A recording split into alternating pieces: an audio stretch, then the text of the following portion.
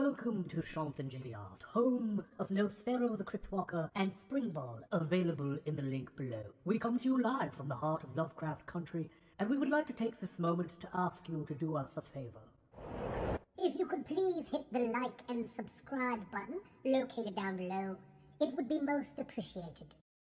Quite right, Mother. Thank you for your thoughts on this matter. We do hope you will join us for the rest of the episode, and if not, do hit that like and subscribe button. It would mean the world to us. And now, on with the show.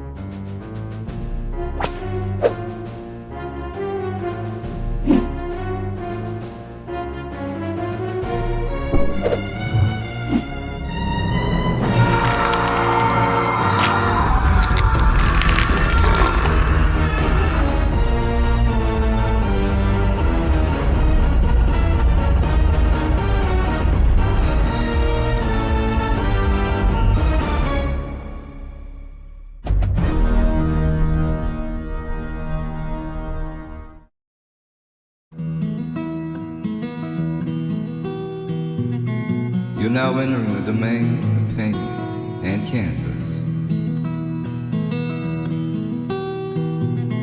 The only limits are those of the imagination.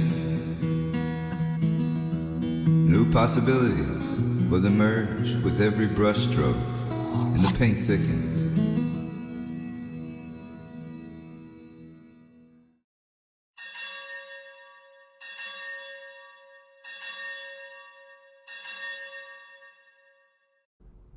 What is up, everybody, from the heart of Lovecraft country and the birthplace of American religious liberty? My name is Chantanjali. You're watching Chantanjali Art, folks, and welcome to episode 2 of The Horror of Painting. I had planned to have a lot more episodes, but things have been crazy, and a happy 250th anniversary to our beautiful country. I want to see who's in the chat, but let me say it was a very meaningful day, a lot of running around like chickens with our heads cut off, but could not be more proud and more happy to be an American and be born in this fabulous country of ours. Let me see who we've got here in the chat. We've got Corey Landis. What's up, Corey? How are you doing, brother? I hope you're having a happy Sunday. We have got, Mark's Music Obsession, and this stream may relate to you a bit, brother. It's great to see you. Happy 4th, brother. Channel member Rockstar. We've got another channel member here, Cursed Heart Creations, whose work is sitting right over there on my desk, hanging out with all of my crochet. You can see how frantic I was getting everything organized before this stream. Many an action figure and a crochet has gone down. What's up, infamous Mr. Cursed? How you doing, brother? It is great to see you. I hope you are doing well. We got Caleb Reynolds, and we've also got Richard Simmons in the chat. Welcome, both of you guys, and indeed, hail, Shanth and chat. Hail, Comicsgate. Happy birthday, 250 to the US of A. You know that's right. What's up, Julie Pascal? Speaking of people who own original head sketches of mine. And yeah, let's do what we do here, guys. Let's make some artwork, and let's talk and have a nice time. I've got a little bit of music playing here in the background while I paint. Now I just got to figure out how best to line up the camera here. You hear that something fall over, then that's going to be business as usual. But I want to see if I can show you guys a good view. This figure has got a kneaded eraser modesty garment, I guess you would call it for right now. There's nothing under there, but you never know with YouTube, so I thought I'd at least start with that. So, for those of you guys who have seen this before, Mark's Music Obsession. Hold on a minute. Celebrating, could it be my favorite number? Celebrating 33 months of membership. Can't wait to get that beautiful work and others with that crazy package. Yeah, you're going to get a lot of artwork, Mark. And let me get you a cheerleader. Mark backed the Crypt Walker, or the Crypt Treasure Trove. So he's getting a ton of stuff. And here's some cheerleaders for you, brother.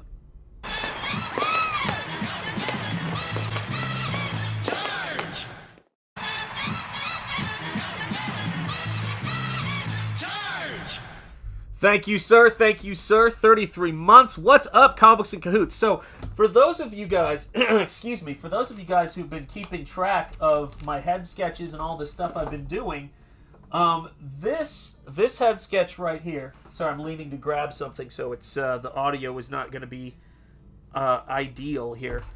This head sketch started out. I was working on another kind of paper. I was enjoying the process, but I wanted to test out this paper. And something about it, it felt like it wasn't coming together. The idea was not romantic enough. I don't know what you'd call it. What's up, Rachel Brinkley? How are you doing? It is great to see you. Happy Sunday. And happy Sunday to you, Comic Books and Cahoots. It's great to see you, brother. And so I was working on this, and I said to Mark, I said, Mac, you know, because we're here in the heart of Lovecraft country. I said, Mac, don't worry, brother. I'll give you this sketch right here with this one for the experiment time that this sketch allowed for. Now, here's what to me makes a painting, and here's what to me is the purpose of why we do sketches and why I try to make every head sketch tier that somebody backs its own painting, its own beautiful painting. That's an important thing to me. With this one, that's on heavy duty Bristol board. This right here, or illustration board, and it's pretty solid. I wouldn't say it's exactly Bristol, but it wasn't substantial enough for what I want to have, this is the sort of industry standard Crescent illustration board right here. So this is Crescent watercolor board, and it's a really great surface to work on. And of course, I ended up making the creature's head a lot larger than it was on the first one. But this is the thing about it for me, and this is the thing about making artwork that I want to make sure I share with you guys today and every time we do this. Make sure you hit the like if you haven't yet. Share the stream out if you have not yet. We got 21 people watching, and it's great to see all of you guys. Is that the creature, whenever you do a subject, you have to have some kind of organic reason for it to be justify itself. It's got to have an elegance to it. And what I realized was that the creature needed to have something where it just kind of faded into the piece and made sense. And what I came up with, and why I think it works now, is I decided that I was going to have the hands of the creature. If you know the movie well, you know those hands are always reaching out and grabbing things. And I wanted to have the creature's having two of the creature's hands coming up from the bottom of the frame and reaching for her, but I wanted to illustrate it as if it was almost like that was she was emerging from a shell or a flower or something like that. So it was almost like she was emerging out of it, and then that would tie into the gills on the gill man from the creature in the from the Black Lagoon. My God, my brain is pudding right now. And so that was the thing I wanted to do. What is up, Monomachus? How are you doing, my friend? It's good to see you. The new sketch painting is more smooth. Thank you so much. Keep up the good work. Thank you so much. I do appreciate it. The water ripples are better placed in the newer piece. Yes. And I think sometimes that's what's got to happen. The figure and the creature were not interacting in the previous piece. They were very much separate. Let me see if I can make that work. There we go. They were very much separate entities. And I didn't want them to be separate. I wanted them to be... let me see if I can raise this up a little bit here. So when I hold it up, I want to make sure you guys can see it. So when I'm actually working. There we go. The creature was not what I wanted it to be. It didn't have the kind of the gravitas that it needed to have. And I just, I could go back and forth on that stuff, and I was looking at that sketch. And if you've ever backed a head sketch from me, you've ever backed a book from me, if you've ever bought one of my paintings or my commissions, you know that I want it to be mailed to you the best way I could possibly pack it. I want it to be painted for you the best way I could possibly paint it. And I try to make sure I'm just putting in as much attention to detail as I possibly can at every step of it. And for those people who back me at the highest tier, you're going to get something beautiful because there's no other way I can stand to do it. It just doesn't make sense. And actually, let me do this. I wasn't going to do this on this stream, on these painting streams, but then I also was just thinking, let me see here. God help me, I don't know what I'm going to make of this. Hey, there we are. I'm going to say hello because it's after the 4th of July. I moved these kneaded erasers here. And I haven't seen you guys yet, and I want to say hello. So let me move those over there. I hope you guys are doing well and having a happy, happy, happy Sunday. There we go. And when I'm working on this, I just want to make sure that it's something beautiful. And I did a post on my Patreon a little while ago, and I had Eric Weathers is a Patreon member over there, and I said to Eric, I go, you got to check out the latest post. And it was on this product that they don't make anymore that some of you may have even used at some point called Number 80 Bainbridge board, which was a cold press illustration board that all of the artists that we've, a lot of the artists we've looked at, like Samson Pollen and all of those pinup artists, would do their illustrations on. And you can actually see when they go up for auction that they've got the number 80 illustration board on them. And it is just great stuff to work with. And so I wanted to make sure that I posted about that material and its usefulness and all that stuff. But I'm basically using, I used it in college. I did my first probably 20 paintings on it, I think. We're on number 80 Bainbridge board. And I'm working on it now. I've returned home in a lot of ways on Nosfero and on these head sketches. And it's just such a great material. And I know that the stuff is durable, and I know that it's going to be sturdy when I mail it, and so that to me is the joy of all of this. What's up, Mikey's Madness? How are you doing? Hail, Sean, the chat. Always good to watch the teacher at work. Well, it's always good to have you here, and great seeing you, my friend. Great seeing you. So that's the thing that sort of has been compelling to me about this particular piece right here of the creature. And I look at creature reference, I look at, obviously all of that stuff, but it's got to be a painting. And one of the things that's been the most frustrating thing to ever fully explain, and also to to do. I mean, even though I know what it is, it's something that's got to be found. Is trying to paint and trying to illustrate something that resonates with people. And it can't be, it's not so much about, everything's correct, it looks like this or it looks just like that. It's about, was there a meaning to you painting it? Did you create something in it that's new instead of just doing a pastiche or a repetition of something you did before? And I wanted to do something, whether it's the dragon painting I did for one of my patrons, and I use that term not to mean Patreon here, but just all of you guys who back the books and are channel members and send super chats and make all the stuff that I do possible. When somebody commissions a painting like the dragon painting or the bride painting, I want it to be something that they cherish and they really enjoy, and that's what motivates me to do it. So yeah, that's a big part of it. All right, let me turn this off for a sec so I can... Nope, not that one, this one. All right, let me see what we've got here. Hey, Mikey says, Cursed Heart Creations. Oh, the horse is a serious man. It's great to see you, a serious man. How are you doing, man? Yeah, guys, that's the fun for me on all of this stuff, is just trying to put together something that is going to be... There we go. There's a little bit more of it. That's going to really resonate with the person who bought the painting. Because when you guys buy Nosfero, you're getting a collection of... 33 paintings, and paintings that took years of my life, and then all of the production work that goes into it. And I want it to be beautiful when you get it. And if you guys buy an original painting, I want it to be something that's beautiful and that is a grace to your home, and something that really makes you happy to own it.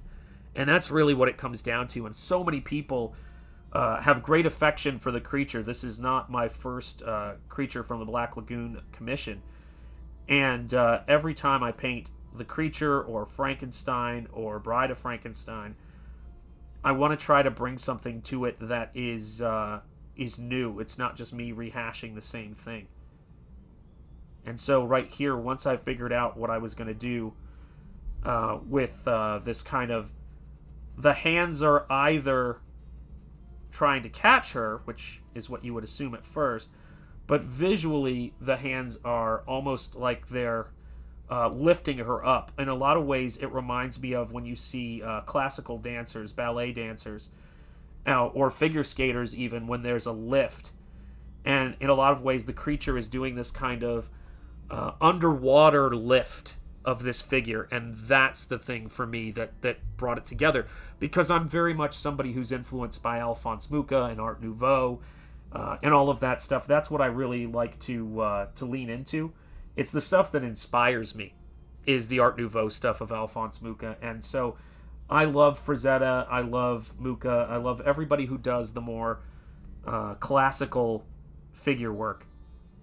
I'd prefer for things to have that quality of classical composition and or at least classical figure poses. So I try not to ever have a figure looking too pedestrian when I do a painting. I don't want them to be thinking about the physical act of, well, what would someone look like if they were swimming in this particular situation, because I did that on the first sketch and it was just missing that lyrical quality. Figuring out how to display the work is going to be a fun chore. Mark, it is. And I love when you guys send me photos of your paintings hanging up. I've been very fortunate to get those mailed to me, emailed to me, or messaged to me, I should say. And it's great when people send me pictures of their stuff up, because that's really what it's there for. I mean, the biggest thing with gouache, and actually any painting to be fair, is to keep it out of direct sunlight, have it behind glass that protects it from sunlight. Because any painting, oil, acrylic, it doesn't matter what it is, should not be in direct sunlight. But these paints I use are relatively light fast. I have paintings that I did, I want to say in the 90s, that still have their color using this exact same paints and paint palette. That's a huge part of it for me when I'm working with this stuff, that this stuff lasts as long as you treat it right, you know. I mean, I was actually shocked about... just how horror stories of museums and paintings that don't get taken care of and preserved. But I hope all of you guys had a wonderful 4th of July. We had a crazy one here. Our town has a very famous parade, nationally famous parade, the longest running 4th of July parade. I think it started in, its first year was 1785, I think it was. And we've had a 4th of July parade every year without fail in this town since 1785. So we take it pretty seriously. So it is absolutely impossible to get in or out of my town or my driveway because of all of the tourists and people who come in from all over the country in some cases, and certainly from all over the area. We are full of tourists 4th of July. And then, as mysteriously as they appear, they disappear. So it's a big deal in our town. And the missus was in the parade with the students. So there you go. Let me see. Yeah, that's the fun part of doing it. Yeah, old art French advertisements are stunning. Yes, they are. Yeah, I mean, I think I show this to you guys probably every week, but it never hurts to share it again, just in case someone hasn't seen it. But this right here, Alphonse Mucha, the Our Father prayer, referred to on the cover, and I think accurately so, as a symbolist masterpiece. Just beautiful work. Beautiful work by the master. And he had a real gift and a real understanding for how to illustrate the classical figure. Just really beautiful stuff. You can see his influence all over my work. And guys, when it comes to artwork, I think I showed you a piece that I did for a story last week that I just found this in a sketchbook. Here's another sketchbook with a piece inspired by the same story. I just keep finding artwork around my office, and I'm like, what on earth is all this stuff? It's everywhere, man. It's craziness. I make a lot of work. It's one of the many secrets to getting proficient at anything is to study and get feedback and all of that important stuff. And I spent a lot of time practicing and also studying, which are both important factors of it. And yeah, that old Art Nouveau French stuff is gorgeous. All right, let me see if I can get a good angle on this here. Okay. All right.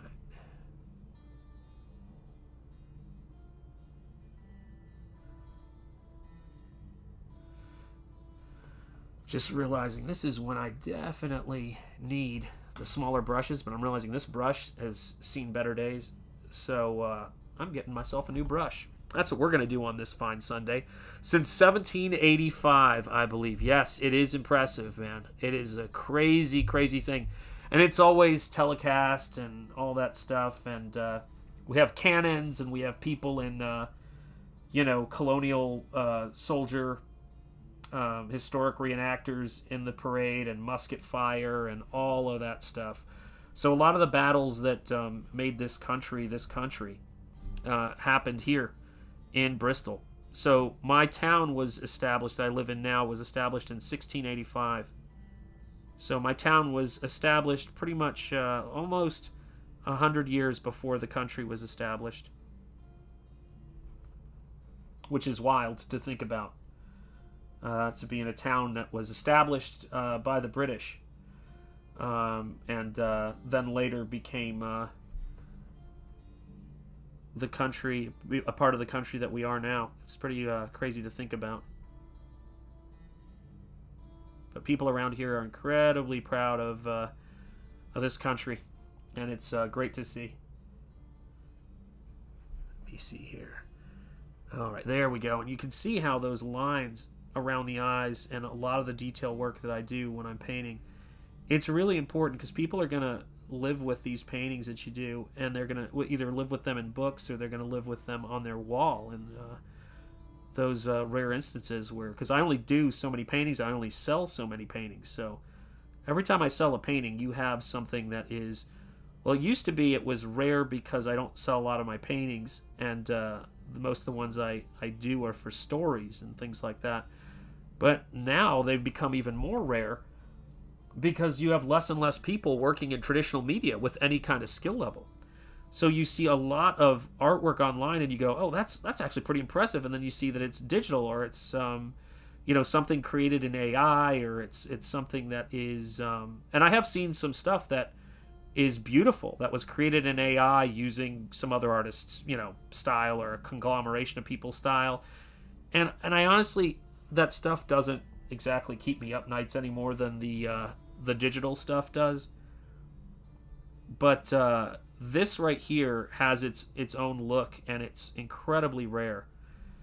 And it was weird. I was working on the trailer for that I wanted to do, the promotional video that I reached out to Matt about doing for the Fans Fest. And I'm not one of those people who's like, oh my gosh, like one way or the other about AI. My attitude is AI is AI. Once we get used to it, we're going to get bored of it. We seem to already be getting bored with it. And when I was doing the trailer for the Fans Fest, there were things I had to put together, and I just tried to use Photoshop and do some by hand animation for little things I needed to do, because it just for our audience, I think I don't want to say it's not important not to do AI stuff. I think it's people love to look at stuff and say that's AI slop, which goes to show you how quick the blowback gets to be. And I said, yeah, I just don't want to give people any more ammunition than they already have to sort of say, oh, well, this is just all nonsense. And so I kind of just gave it this more hand animated and hand put together quality. And I really think you can always tell the difference. I don't think it's necessarily better or smoother, but you can tell the difference. I mean, to think that AI does some incredible stuff, really smooth animation, all of that kind of stuff, that's great. But there's this weird aspect to when everything has the same level of smoothness, it doesn't stand out at a certain point. I remember when all of my students, it used to be like 50% of them did digital homework, and then it was, well, first it was like 10% of them, then it was, or 0% of them, and then it was, 30% of them, and very quickly during my time teaching, it became 100% of them, unless they were in a media class, were doing their work digital. In fact, there were no assignments that weren't digital in my character design class. And my wife, when we were newlyweds, I don't even think we had our kids yet, she came by, and she's an alum from the college I was teaching at, just like I am. And she goes, what software are you guys using to make this? And they were like, oh, we're using Photoshop, I guess it was at the time. And she goes, oh, that must be why they all look the same. And I was like, whoa. And she didn't mean it as a dig, because she teaches digital, and she knows digital. But it was really true. You can see a massive sameness that comes from everybody using the exact same materials, media, and algorithms to make their work.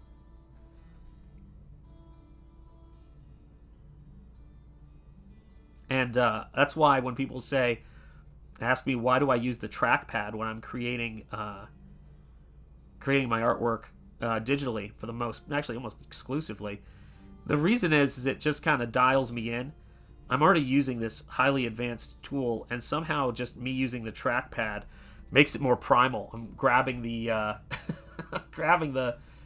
the laptop when I'm working, and it just feels right to me. I don't know why. Kind of crazy, really. And I've used a stylus. I've used a Wacom before. Used a Cintiq. Used an iPad Pro with Procreate. Just something about it feels, at least right now, feels spiritually off for me. And I think it's fine when people use that stuff. It's great. Go for it. Use it. I don't know why it's such a weird thing for me. It's not a moral stand. It's what works for me. I feel like I need to be more connected to the technology, I guess. Makes it feel more like finger painting, I think, when I do it. But you guys see what I mean? It's all about those fragile sort of little lines that we put into there. I laugh at using the trackpad, but not really knew a guy that used the nub. Yeah, you got the nub. Do you remember that? Now, that is something. Wow, I haven't heard that in a while. My wife used to have one of those on her keyboard. One of those little, looked like an eraser, back of a pencil eraser that was stuck in the keyboard. It was the craziest thing. And those were what people used to move stuff around before the trackpad. And let me see if I can adjust the gamma on this just a little bit. I want to see if I can get you something that's a little truer to the color. I think that maybe gives you a little bit better of a view on it. Let's see. Yeah, just a little bit. Yep, you know what I'm talking about. What's up, Simply Green? It's great to see you, brother. Yeah, guys, hit the like if you haven't yet. We got 49 people watching. If you're watching on X, pop over to YouTube and hit the like. Shanthan Jetty Art. Make sure you guys are subscribed. I've been getting throttled by YouTube, which is fine. It's they're always doing stuff. I think what it really comes down to is they're trying to figure out what content people like. And they're trying to figure out, like, you can learn a lot about what thumbnails you show and things like that. So I'm sure they have their reasons. But for me, it always helps that I have you guys, because you guys are my cavalry. So I'm able to get the stuff out there. Oh, man, this is going to be really nice, Mark. Mark, I think this painting is going to be okay. It's got to be... It's got to be great, or it's no point in doing it. There we go. There we are. It's coming together. Also knew a few people, FPS players, who had the trackball. I remember that. You roll your hand over, get good with that, and no mouse pad repositioning. You're absolutely right. It's crazy to think of that stuff. I remember they had those things for... I forget what video game it was back in the 80s and 90s, but that is craziness. Channel member Comic Books in Cahoots says, consider doing one of these paintings for a run of numbered prints. Yeah, I should, really. People will buy them like hotcakes, and you will make a good bit of scratch. So, yeah, speaking of For the Fans Fest, I am definitely going to be doing some prints for the Fans Fest. So, there's going to be a lot of cool stuff there. Like I said, I've been working on the trailer. It's not... It's not 100% yet. It's a sketch right now, but yeah. It is in progress. It is in progress. Yeah, this is going to be really fun. There we go. we are. Look at that. Now, this part right here, I know it is. Definitely going to be loved and properly cared for. I know it is, Mark. I don't even worry about it. What's up, Chris? How are you doing, man? What's up? Awesome creature painting. Thank you. Yeah, the creature, by the way, maybe that's something worth pointing out, man. There's one infamous game that came with its own controller game, and that controller looked like an equalizer with dual joystick. Oh my gosh, that is nuts. Yeah, this is the thing about it. I have found that there's a big fan base for pulp art and pulp horror art in Comicsgate and also just online. It's really what I built my my audience with even before I was here. But here, just Comicsgate just turbocharged everything. It's been it's great. I love it and insanely grateful for all of the beautiful serendipity of meeting everybody here. Is like I try not to think about it sometimes because it's just uncanny, some of the history I learned I had with people without even knowing it, that we lived in similar neighborhoods. You guys know what I'm saying. And that stuff has just been wild. But right here on this hand, I want to make sure it's wrapping around a little bit better. But there's a huge amount of love for the creature in this fan community, man, in horror and right now. I mean, it just shows the staying power of this character design. It's a real beaut, as they say. A real beaut. And there we go. Now that's starting to get there. Because I want her to fade sort of into it again. It's a very Art Nouveau. And I'm going to delineate her a little bit, but I really want to make sure those hands feel like they're like this, you know, like they're kind of wrapping around the figure. I think that's the thing that I want to make sure I'm able to get across with it. And once I started to see that, Mark, I'm telling you, man, it was, you know, you do these paintings, you do these stories for people, and there's this very important balance of, you know, conveying the story and also making something that you think is not just beautiful because you like it and all of that, but beautiful for them because aesthetic is the job. And the definition of aesthetics, I'm like painting around a kneaded eraser. How funny is this for YouTube? Aesthetics are so critically important for people because that's what puts fuel in our spiritual tank. And so I'm having a conversation with the late great, God rest her, Julie Adams, who was the actress in Creature, Ben Chapman, and Rico Browning, who played the creature. Ben Chapman on land, Rico Browning in the underwater scenes. I totally forget the name of the lady who did the underwater sequences for Julia Adams, who worked, I think, at Weeki Springs with Rico Browning. I'm totally blanking on her name, but some of you guys may know her. And and of course, Millicent Patrick, who designed the costume, and Chris Mueller, who sculpted it. So Christopher Mueller sculpted the creature design. And so all of those people, for me, are a part of what I'm doing right now. And I'm trying to put it together. Let me see here. Yeah, similar, one guy in a small nation at the bottom of the earth on his PC. That's right, in a lounge, 2-room apartment. I have no idea who lives, whose lives I've touched and what you say globally. Yeah, it's absolutely true. I'm content with my impact, no matter how small or large it may be in the end of the day. I'm still in it on for now. Yeah, guys, it's a bigger deal than you know when you guys back these books. What we learned in Comicsgate is a couple thousand backers can help people who are artists creating independently and who are against cancel culture and really this policing of art, policing of thoughts, and what you are and aren't allowed to buy as customers. You guys can change people's lives by backing their books. Because this is, let me also say, making comics, printing comics, then packing them, shipping them, all of that stuff, this is grueling work. And you see so few people do this. People who are professionals come into this, into comics, independent crowdfunding comics, who work as pencilers, inkers, writer artists come in here and they fold. It is really tough to create an idea, write it, put it out there. I'm just very fortunate that I have people like John Malin, Shane Davis, my brother Nick, and my wife, who I can run my work by, and they can give me a perspective on it. And I trust when I show something to John or Shane that they're going to give me some really good thoughts on it, And you get enough people like that, and you've really got this energy. But they're creators first, you know what I mean? And that's huge. The character of the creature touches something primordial. Yes, very much like Lovecraft's creations.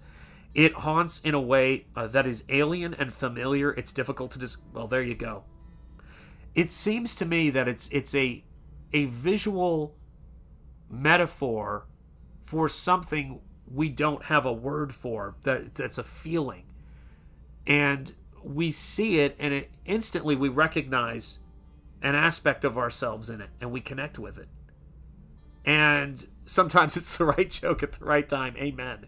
And you'd be surprised, or you wouldn't be surprised probably how much that saves lives. But if we pan the camera up right here, right, we've got, let me see if I can do this here. We've got the creature, and we've got Cthulhu over there. Of course, we have trains playing on the TV because you guys know me. But we've got the creature and Cthulhu hanging out here in the studio because I use them both for different things. We've got a book that we're working on right now. For those of you guys who don't know, that is going to be to crowdfund and raise money for the Fans Fest. And the creature, when they called the creature on set the Gilman, which is of course the Gilman Hotel in Innsmouth. So it's incredible. Yeah, Julie Adams is buried in a small cemetery less than an hour from the town I grew up in. Her parents are buried there also. She was, oh my gosh, she was a beautiful woman for sure. Yeah, she was a classical beauty. There was something about her. Her eyebrows, her eyes. She just had a great face. And I've tried to paint her, and I painted her a few times.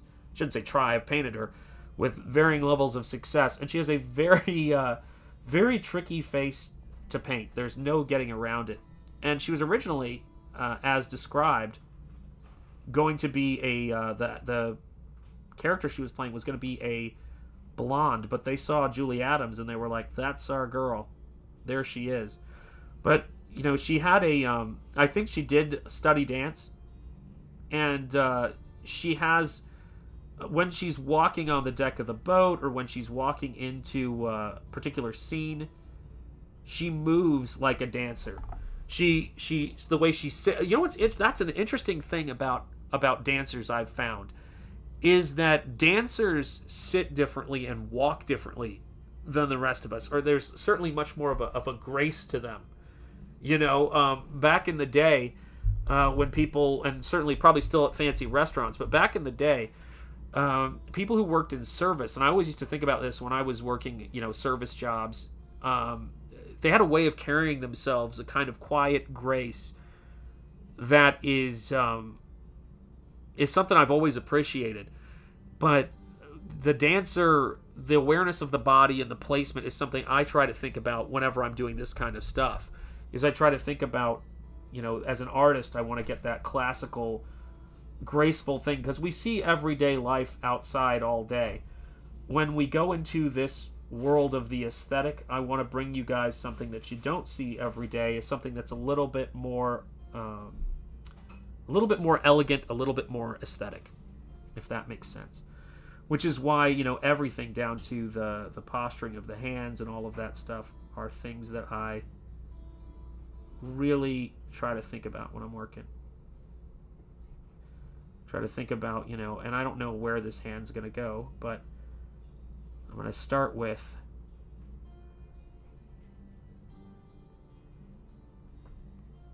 trying to figure out how I want to turn it.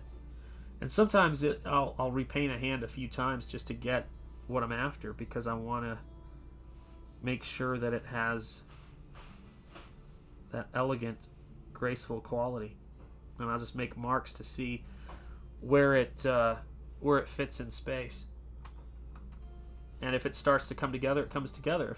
If it doesn't, work into another part of the painting, and sometimes I'll do what you see me doing here, which is sometimes I'll define it by removing parts that are around the hand to try to find what it wants to do. And I do often think about it from that standpoint of what the painting wants to do. It's an important thing to listen a little bit to it, because I think that's what people want us to do. I mean, you'd see Bob Ross do it all the time, and I think people were kind of half thinking, what's going on with Bob? But people who knew Bob in his real life would say that he was very much, the people who worked with him would say this, and that's got to be rare, that what you saw on camera was really who Bob was. He kind of just, his approach to painting and why he could inspire so many people with his painting is because he really felt it. He wasn't trying to dominate the subject matter. If the tree was going to go there, the tree was going to go there. I don't know what I want to do with this lead arm on this figure. I really don't know what I want to do with it yet. I just know that when I find it, I'll know it. And I tried it a few times, and I finally said, no, you know what, Sean, let it alone. Let it alone. It will tell you when it's ready to tell you. It's always been the case, I've found, is that when something is ready to be clear with you, it'll tell you. It'll tell you. Stephen Rockwood, I've missed you for a long time. Celebrating 44 months of membership. Censorship is wrong. Freedom. Dang it, Stephen.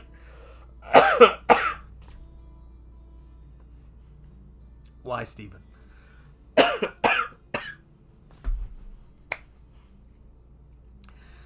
You've only been in here for 3 seconds.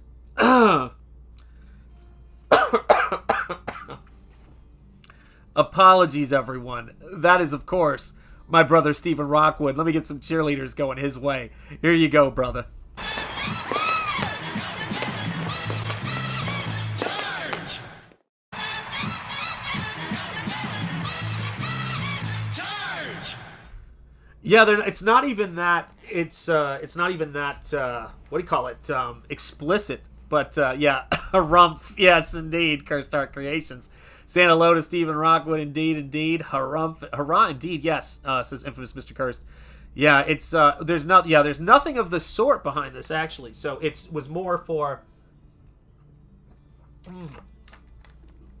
more out of habit, because it's not rendered out yet. But yeah, I'll probably take it off just because yeah, there's nothing there for a second, so you guys can see what I'm dealing with. But you know, you just never know with YouTube. But that's where we are right now. There you go, Stephen. That's for you. Now I just got to figure out, because these hands are going to be, I mean, it is, that interchange right there on a figure is a nightmare. What's up, Bootlegger Comics? How you doing, man? Good to see you. And whoa, there's Matt for the Fans Fest. Always cool Gilman pieces from you, channel member. Hey, listen, Matt, since you're here, I'll show you. Do you want to see? Well, just let me know in the chat. Yeah, rest in peace, this channel. Yeah, you never know with these folks.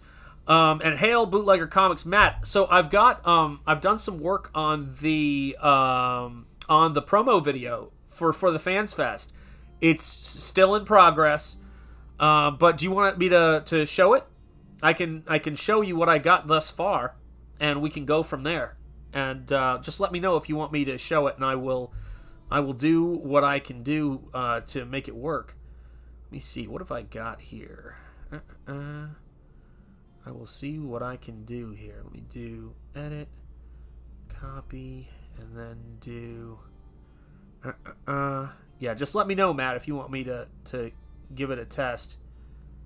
Let me see here. I might be able to do that. Sure, man. Yeah, you'll see. I'll let me grab it for you, and I'll show you what I got. One sec here. I'm gonna start a video, and then I'm gonna change the video. So 1 second here. Apologies for this. Edit. Let's do paste, and then see if that went there. And then I'm gonna go here. Welcome to Chantangelia.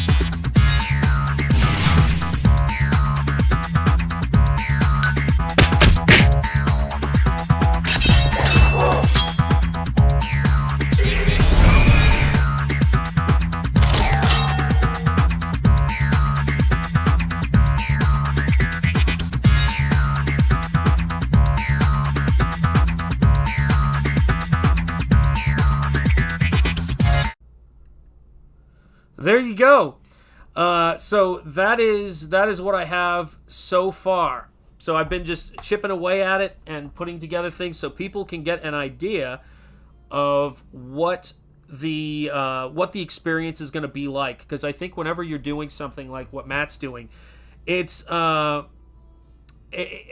whenever you're trying to do something like that, you're trying to get people to visualize what it's like when you're there, what it's going to be like at the convention. And so for me, just looking at the venue and looking at the videos that people have made and their promotional videos of the venue, I thought, I want to really show people what it's going to be like. And then I want to remind people of that convention experience, which, yeah, we've gotten together at conventions, different conventions, but this is our first time some of us are going to be at a convention where you can see it. Yeah, I definitely agree. Yeah. And thank you so much. I appreciate that, man. It's the baseline of it, as in terms of how it's coming together, is trying to get a beat in there, and then also trying to just rough in, some different content, and trying to figure out like how I can create. Oh, this is going to be so cool, guys. Let me get you guys, see if I can do this without blocking my own view. There we go. I want to get you guys a little closer on this. But that's the thing for me, where it's such a great venue, and I think people will be really, really happy when they go to the convention, because there's so much great stuff there that I didn't even know was there. The Gordon Ramsay steaks, and there's, the fact that there's, so many restaurants that are on site. You don't even have to travel off site to get to these restaurants. And it's just, in going over my colleagues' information, which I still haven't even run all this stuff by them, just looking at what everybody has done, like Dan Lawless's career going all the way back to his work on Barbed Wire, which a lot of people don't even know Matt was the big force. Yeah, just over 3 months away. Hope I can pull it together in time. I'll be there. Yes, serious man. Guys, back that campaign. Matt, feel free to drop that link in the chat. It's as many things as we can do visually to get the word out. That's what I really want to make sure I'm helping to do. And I just was talking to John about a piece I was working on right before I came on stream for the pinup book that's going to be a part of the convention crowdfunding. So make sure you guys are following that campaign on Indiegogo. Make sure you guys are plugged in. And Matt, you let them know anything and any links they need to have to be up on it. But I will be there. So if you, and by the way, I do not do a lot of conventions. I do not do a lot of leaving of the house. So if you're the kind of person who has ever wanted to see me, get me to autograph something or whatever, or hang out, this is your time for sure. What's up, Michelle Bowers? How are you doing? It is great to see you. Yes, indeed. I do hope that everybody can be there who wants to be there, because it's going to be a blast, and there's going to be a lot of cool exclusive stuff there. Still working on what my stuff is going to be. It's going to be, I'm turning 50 in September, so it's going to be my 50th year as an artist. I can't think of a better way to celebrate it than with you guys at For the Fans Fest. I haven't done a convention since I was signing Flash Gordon books with Len Wein, and I think that was in 2009. At New York Comic Con. So it's been, I may have gone to one helping friends out, but in terms of their signing. So there you guys go. There's the link for the Fans Fest. Make sure, oh yeah, that's right. Make sure you guys check it out if you have not yet made plans to be at For the Fans Fest. I can't tell you that enough, guys. For the Fans Fest is going to be in Harrah's Resort and Casino in Atlantic City. It's a beautiful spot. If you haven't looked at it yet, the interior is beautiful. It's all the rooms look really beautiful as well, and the restaurants are on site. So if you just want to hang out and just eat good food, grab yourself a steak or whatever else and talk comics and hang out. That I remember when I was going to conventions back in the day. I was at San Diego Comic-Con, and at one of the smaller hotels, there were a lot of artists hanging out at the bar after hours, just chilling. And there, sitting at at his own table at the bar, was Dave Sim. And Dave Sim was off the clock at the convention. This is considered to be quite the party foul on my part. But he was at the bar, and my friend from high school was the biggest Dave Sim fan. I don't know if I said Dave Stevens or Dave Sim. Dave Sim fan, SCIVER'S fame. And, yep, there's a crowdfunder and a website links for people. Come join us. Indeed, guys. Support Matthew and this con and us. By supporting this con, you're supporting us, and we appreciate it. And I said to him, I go, Dave Sim, I go, my best friend in school is the biggest fan of SCIVER'S. Is there any way you do a sketch? And looking back on it, I'm mortified I asked him while he was there just trying to have a drink and shoot the bull. But he got out a piece of paper, did a sketch for my friend, making a joke about how he was drunk while he was doing the sketch. It was beautiful. And those are just amazing convention moments. That and I was young. I was in high school still. And, I think I was in like a sophomore or something like that in high school, maybe. And, but it was one of those things where, thinking about now being older, I'm probably older than Dave Sim was then. Thinking about being able to hang out with Dave at a bar while he's talking comics and art, just like what we do here, but in person, I thought that is so cool. I mean, it was so awesome. I miss that part of comic conventions. I miss all of the folks that have been, canceled and not allowed to attend comic conventions and not even have a booth there. And you know that if you watched the C2E2 stupidity that went on. And it's something that, make no mistake, they wanted to take away from you guys. That was the goal. They wanted to take away what conventions used to be and turn it into whatever the heck they are now. Which is, I don't know, AI art booths and there's still some cool about Graham. I'm going to be meeting Graham at the convention in Boston this summer. We've planned to get together with our wives while he's up there and hang out and say hello, at least for a meal or something. But there's something entirely different about this. And I think it's really good for comics, and I think it's really good for all of us. All of you guys, whether you've been backing books for a couple of years, or you've been backing books since the beginning in 2018, almost 10 years now. This is a celebration for all of us, that spirit of independence. It's going to be great. I just got here. Is this the sticky tack of censorship? Yes, it is, TF, and I'm glad you're here, my friend. It's great to see you. You cringed, but a young guy came up to you in a bar now. Would you? Oh, that's a really good question. I mean, if history's any indicator, yeah. That's totally what it is, man. I've told you guys this story before, but a kid who was in a wheelchair, his mom had brought him down to a con. He was probably the same age I was, probably sophomore in high school, but clearly wheelchair bound from birth. And his mom, he started talking to me. Of course, I gave him extra attention because I thought to myself, like, this kind of sucks. You're in high school. You're trying to go out on your own. You want to be independent, and your mom has to take you places in a special van everywhere you go. And Mrs. Andretti was there with me at the booth, and so I said to the kid, I said, "Hey, do you and your friends want to come around behind the booth?" His friends were like, "Oh my God, this is so cool!" And while I was drawing, and I talked to them, and it was like he was a part of the booth, and I never forget because now I'm a parent. It gets me, man. Like, my kids are older than this kid was. It's crazy. I look over at her, and she looks at me, and she's, like, locked in, like, trying to get my attention. She's like, is it okay if I walk away? Like, give him some space to be a young man hanging out with his friends instead of having his mom there all the time. And, man, do I feel that as a parent.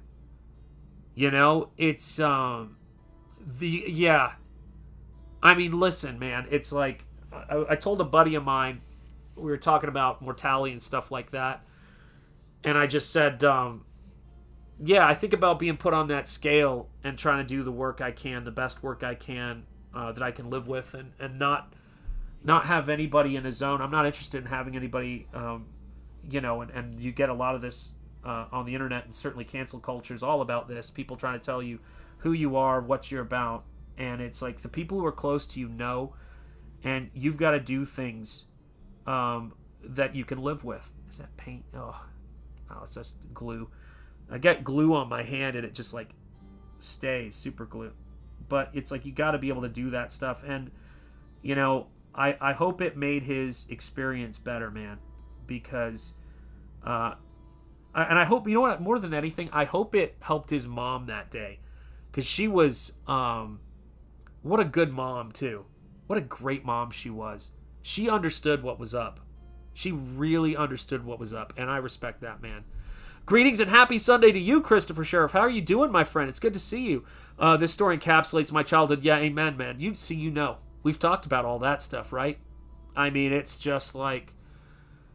I remember you told me that story, and I was telling the story about Mrs. Ingetti, and I was just thinking, how many people, little people in... that's one of my children's dream is to work in the NICU, which is tough work. Very tough work, and God bless all of you folks out there who have done that work or do that work still. If you're seeing this or you know somebody, thank them for me. They're why my wife is alive today, is the people who did that kind of work. And yeah, I mean, you've got comic book conventions. We're never excluding an exclusive of people in the way that people rewrote our own history. Comic conventions, I never felt out of place or that anyone was looking at me funny when I went into a comic shop. It was everywhere else where I would run into that stuff, but not at comic conventions. Gosh, you know who, funny enough, was...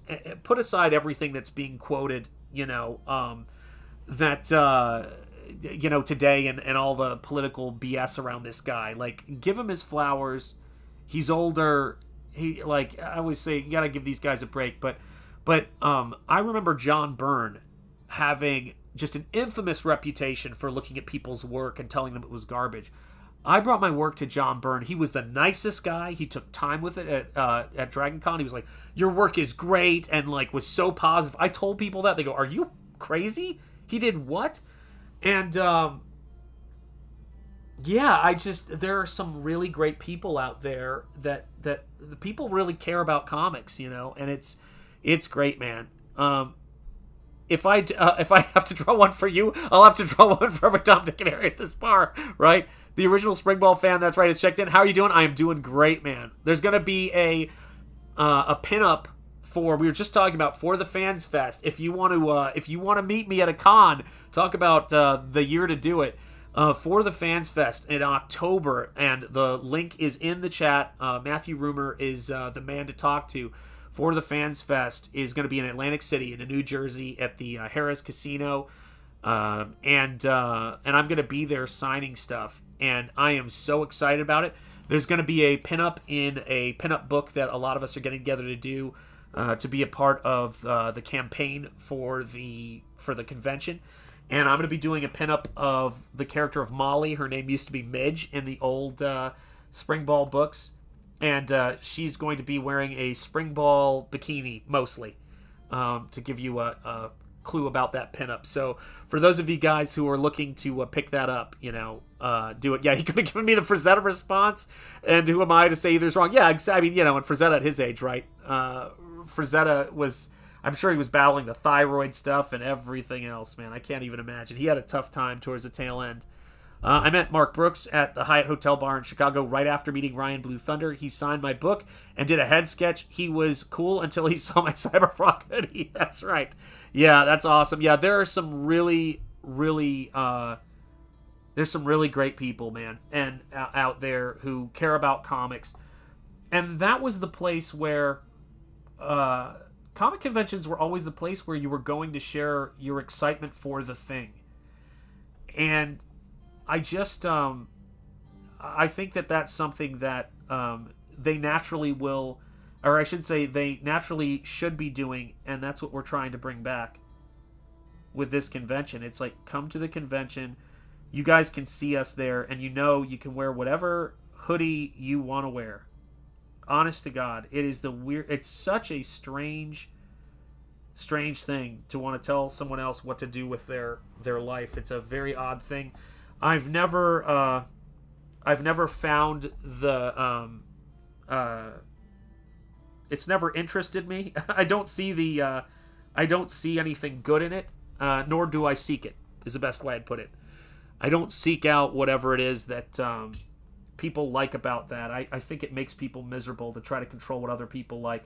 If somebody likes a comic or a movie that I don't like, that's because, that's fine. They're a different person.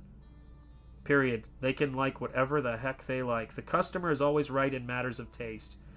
And there was a guy who met my brother Rocky, who some of you guys know, his channel. And Rocky was at a comic shop, and he said, I ran into a guy, and I said, who was a fan of Comicsgate. He was in our space, and he said he owned a comic book shop out there, and he said, he goes, yeah, my friend, I have a friend named Shanthan. He drew this. I guess it was the Starship Troopers books he was picking up that I did at this comic shop, and he said, oh God, what did he say? He said, oh yeah, I know his stuff. I've seen him on streams. I didn't back his book because I'm just not into painted books. Like, I just don't really go for painted books. And my buddy was like, what? You gotta love it. And I said, I probably was like that at one time for painted books. And so I said, maybe he'll take a look at it because Rocky's such a nice guy. And, now that he kind of put a person to the whole situation. But let me see here. What's up, Beowulf? It's great to see you. How are you doing, man? What was the movie again? Oh, Dracula Love Tale. I'm trying to think if I've seen it. Yes, I did see that. I don't think I didn't check it out anew, but I'm also wondering if I had seen it. I'm not sure. I'm looking forward to meeting all my favorite Rippaverse creators: Mike Barron, EVS, Shane Davis, Eric Weathers, Indeed. And let me say this. Speaking of Mike Barron, guys, Mike Barron, when I was putting together the and I'm gonna have them look them over. That's why it's still in its infancy. But I was putting it together and I had forgotten that Mike Barron adapted the comic books. He was the writer on the comic adaptation of the Thrawn trilogy or whatever. And I'm looking at this and I go, oh my God, I read all of these. That was Mike Barron. So much stuff. So many collections you can bring and get signed. So many of the creators who are going to be there have DC and Marvel collections of their work you can get. It's nuts. Like, I'd forgotten about Dan Lawless's work on Barbed Wire. He's mentioned it on stream before. And I just thought, oh my gosh. So yes, you can get all of their signatures there. Yeah, Eric Weathers, I think Eric is coming. I talked to him the other day, but I didn't firm that up with him. Did you get a chance to check it out? I will check it out soon. I did see the tweet. I definitely did see it. And let me see. Badger. Yes, Badger's another one. Badger is one of the first indie comics I ever read. Me too. Zen, the Intergalactic Ninja. I had that one. And Chakan, the Forever Man. So I think my buddy Zach's brother had Badger, if I'm not mistaken. Maybe I did have it at some point. And then I know about Zen. I did have that book because I think I did a couple drawings of Zen when I was younger, believe it or not.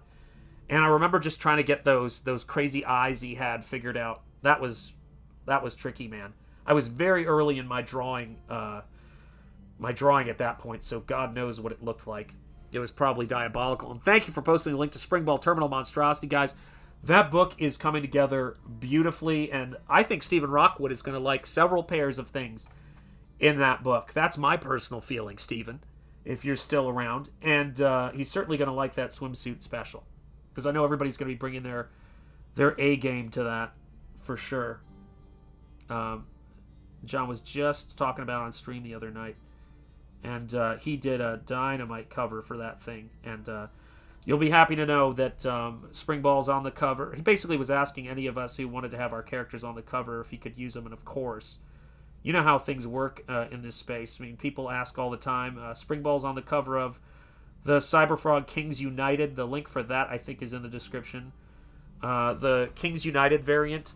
So I got Ethan drawing Springball. I've got John doing the Springball cover he did for the comic book. I did a Black Riding Hood cover, which is one of my favorite covers I've done, man. It's really cool.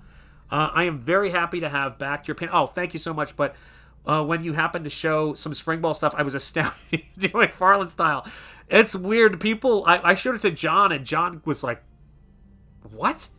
He's like, why don't you do work on this style anymore? And I thought, well, I mean, I've been painting. I mean, it's taken me a while to kind of focus in on this painting and do all of this stuff, but I didn't know if I could go back to it.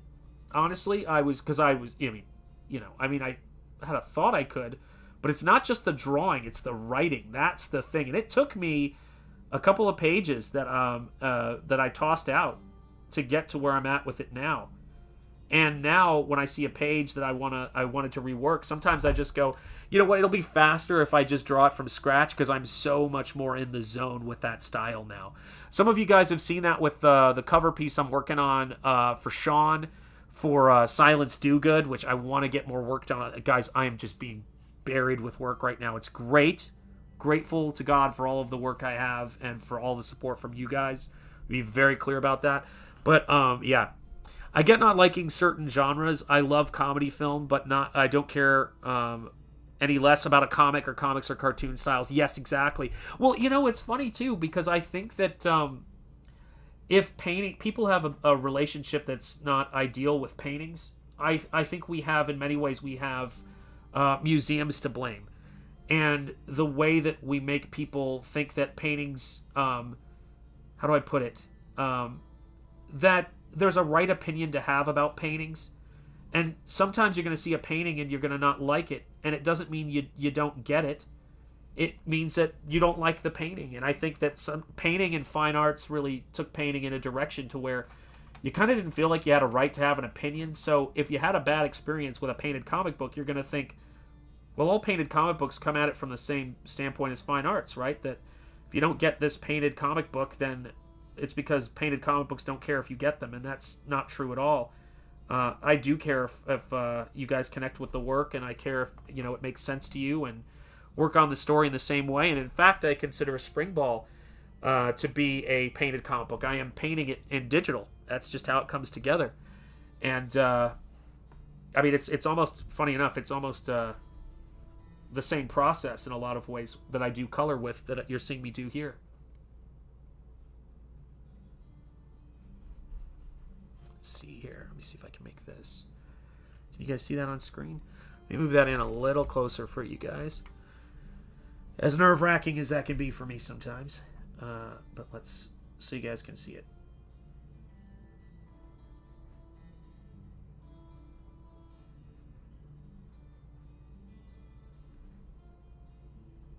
There we go. Let's get that nice and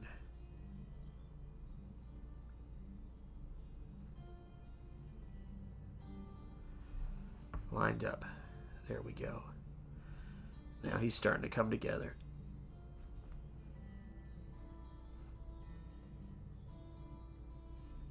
And thank you guys for being here. Make sure you hit the like if you have not hit the like yet, guys. Always helpful. Always helpful. I don't know what makes YouTube decide to throttle this channel or not. If you are subscribed, make sure you're still subscribed. But it's just a part of the whole thing. So I'll try to make sure I remind you guys to like these streams and to make sure you're subscribed. And I appreciate you guys. There we go. Look at that. Now that's going to be cool to see. When that comes together, it's going to be something. Because I want to have it have a certain character to it. That kind of Art Nouveau, wild, playful quality. So important. Shanth, what brushes are you using? Says Matthew Rumor. Matthew, I am using Princeton Aqua Elite. They're not wildly expensive. Don't worry. They're synthetic brushes. I always tell people that. I try to use stuff I can afford with my lifestyle. And it's a number 3 round. Well, I'm off. Oh, that was embarrassing. All right. So I use a Princeton Aqua Elite round 3. And its number is 4850R round dash size 3, and this is what I use, and it's a synthetic sable tip, and it's really good. And thank you, Bearwolf, for posting a link to Silence Do Good Volume 2 sign up launching soon. I think it's this coming week, if I'm not mistaken. So yeah, have you ever thought about doing a painted bookshot story on one page? Yes, I have actually, an elaborate painting on another. I absolutely have. I've even thought about doing a type of storytelling I've been exploring. Hey, what's up, Drummer on Fire? How are you doing? Is spell check destroying you today? It does that to me all the time, man. I just saw the spelling and I went, oh my god, that looks like something I sent it as a text. Hope you are well, brother. It's great to see you, Drummer on Fire. So yes, I actually was working on ideas for a type of story I want to do. Thanks, I need to replace some of my brushes and was thinking of going to try other brands. Worth a try. Worth a try. Really enjoying these brushes. I've used them for a lot of different stuff. So every day, oh yeah, seriously, every day here too, brother. You know what it's like, Drummer on Fire. I'm in the same boat, man. So yeah, I've been, I was working on these stories. I don't know if I can even, where they are, or if I can even reach them. But I was working on a series of stories that I was calling, I don't know if I can show these on stream really. I think they're, that one maybe not as much. Hold on a second. I'll use the kneaded eraser for this. Hang on. I mean, it's a painting, so I just don't understand why it'd be an issue. But so these, I gotta I gotta move the camera way up here. There we go. So these are a series of paintings I was going to do for a type of storytelling I'm working on called, that are going to be lobby card art. So I want to sell stories that are a pack of really cool pulpy illustrations that are on lobby cards. And so you get the image, you flip it over, and then you're going to get the description of the image and the story right down here. And I've got a name for it and everything, and that's one of the things I want to work on in the future. And these are two paintings from the first story of the lobby card stories. And they're going to be very, very lurid and pulpy and just sexy. I mean, that's the main thing about them. It's going to be, they're going to be Hammer horror film lobby cards for movies that never happened. That's my goal. I think it could be very cool, particularly if they're painted to be like fantasy pinup art, so that you have them and you can pin them up on your wall would be my hope. And I know what printer I would use. I have all that stuff sorted. But you guys know, shipping Nosfero and Springball come first. I have to do things in order. My tism. People go, why do you have to do everything in that particular order sometimes? Or why are you like so nuts about shipping and packing work and get too, sometimes maybe just be too focused on it? And I'm like, guys, to relax, I have a Blu-ray playing Trains on a loop. I don't know what to tell you. So when I tell you that For the Fans Fest is going to be a rare opportunity to see me outside of my house, and please don't see me in my house, it's where I hide from the world. You know I'm telling you the truth. What's up, Skunk Artworks? Speaking of a fellow painter, it's great to, and a monster painter at that, it's great to see you, brother. Ever look at those metal wall plates? Yes, those are cool. There was someone in CG who was doing those. Did a metal card and reached out to me at some point, and he was great. I talked to him; he's a super nice guy. But yes, I am. I'm having a lot of people now that they're seeing the art edition and the oxidized edition being bagged up, and now that they're printed, who are interested in buying them, and I'm like going, ugh, because I'll mark them up at some point and put them out there for people to get. But first, the people who, you know, it's the old dance with the one who brought you. First, I got to get them out to all of my backers, and then I always do a markup on any books after the campaign because I always want them to be...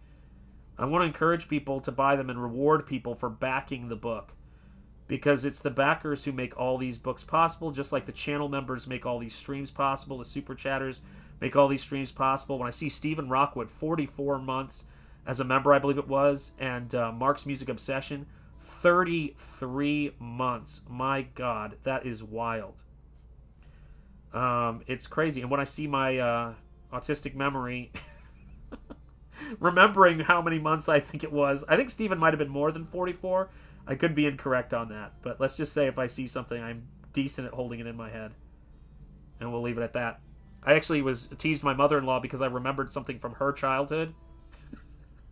A childhood story she told me once, and she was like, how does he remember all of this? Oh, man. I love my mother-in-law. I hope she's doing well out there. Everybody saying hello, hello. Trains, honestly, it's bad. And it's like, my son and I both We like our trains. We like our stuff. I eat my food in order. I eat the piece of steak, fries. Yup. Yup. That's what it is, man. Totally what it is. Hail Skunk. Everybody saying hello to Skunk Artworks. It's good to see you. Yup. With those movie posters. I love these movie posters. Yeah. Seriously. Yeah. My wife loves her boys, her crazy boys, and all of our crazy things, man. We're just nuts. But yeah, those movie posters, those classic horror movie posters, and the ones I have behind me for Golden Voyage of Sinbad, Rocketeer, that's a painting of mine. But what else is there? I have a bunch of them around me. I have the 20,000 Leagues Under the Sea poster over there.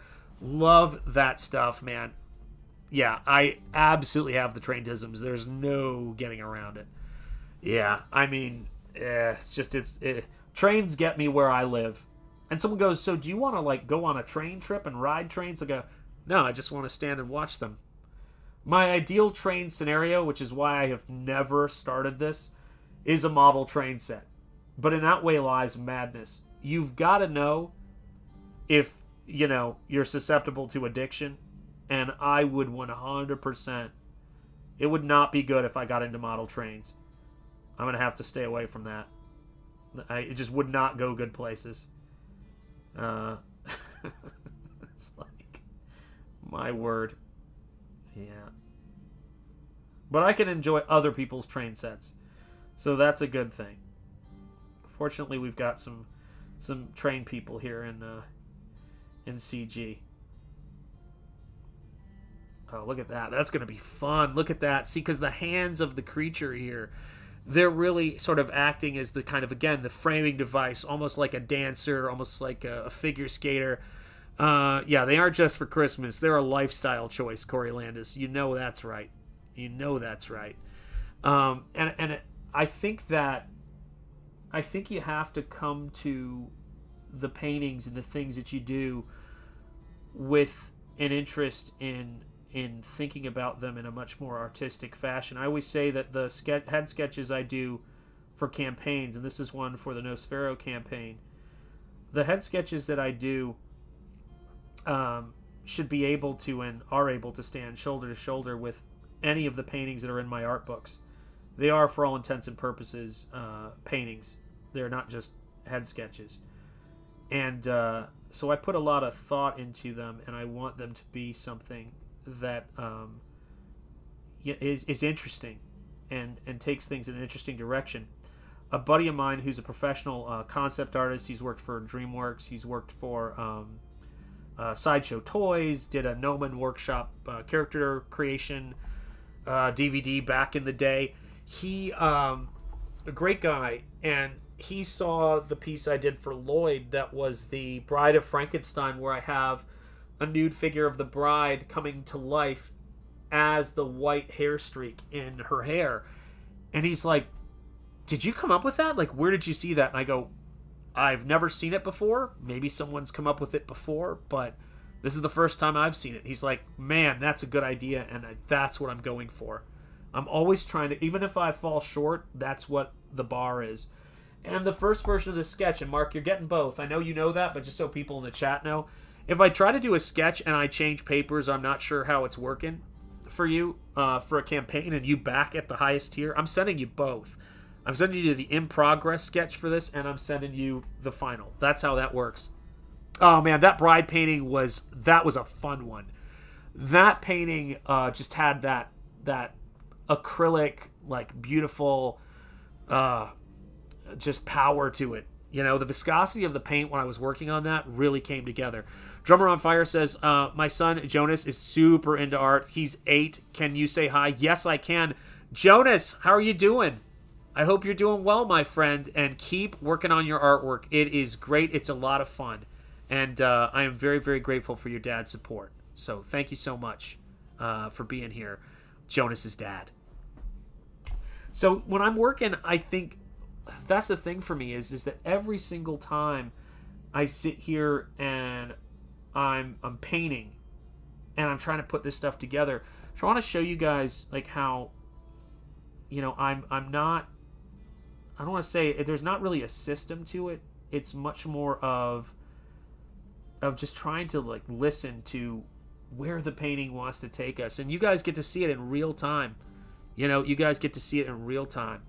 And that's where, to me, that's what makes what we're doing here in Comicsgate so fun and so special. Is it's not just one of us doing this. It's a lot of us doing this. So we get together on streams together, and then we also do our own streams on our channel where you can see all of us working. You get a look behind the scenes at both the production of these books and the production of the artwork that goes into them, and the promotion of the books. We do this to promote our books, and this is the thing that I think probably differentiates us from most other people out there. So as I showed these because these are dinged copies I have next to my desk so I can show them off. But when you guys see the quality of these books, these are square bound. The paper stock is, let's see if you guys can see this. The paper stock is very heavy. They had to order the paper stock in for this book, and Springball is going to be the same thing. I intend to handle the prints, but you have a painting inside of page 1 that's a close-up photograph of one of these paintings. So it's not a zoom on the file that you see in the book. It's a phone photo of the original artwork I took when it was in progress. But this is what you're getting in Nosfero, and it is just an insanely beautiful book. Painted from the heart of Lovecraft Country, here where I live. In fact, the neighborhood I live in is mentioned in one of Lovecraft's stories. The neighborhood. How crazy is that? But yeah, this to me is what it's about. This is what Comicsgate has made possible. I mean, my fan base really got me off the ground with my first 2 art books. And those art books were inspired by watching Ethan and his streaming and his everything he went through as a fellow Star Wars fan, and which is how I first knew him. And then I was like, I'm going to try to crowdfund 2 art books. I have a pretty big fan base on Instagram. And I didn't, they weren't comics, so I didn't do them with Comicsgate. I was just doing them on my own to see how they went. And I told Ethan about that. And I've been in touch with him ever since. And, you know, to see where I am right now with what I'm able to do, this is my first painted comic book. The most of the paintings I'd ever done were for Art Books 1 and Art Book 2. Jonathan Jetty Art, which is Autonomous Treks, which was the first one, and then Rigor Mortrex, which was the second one.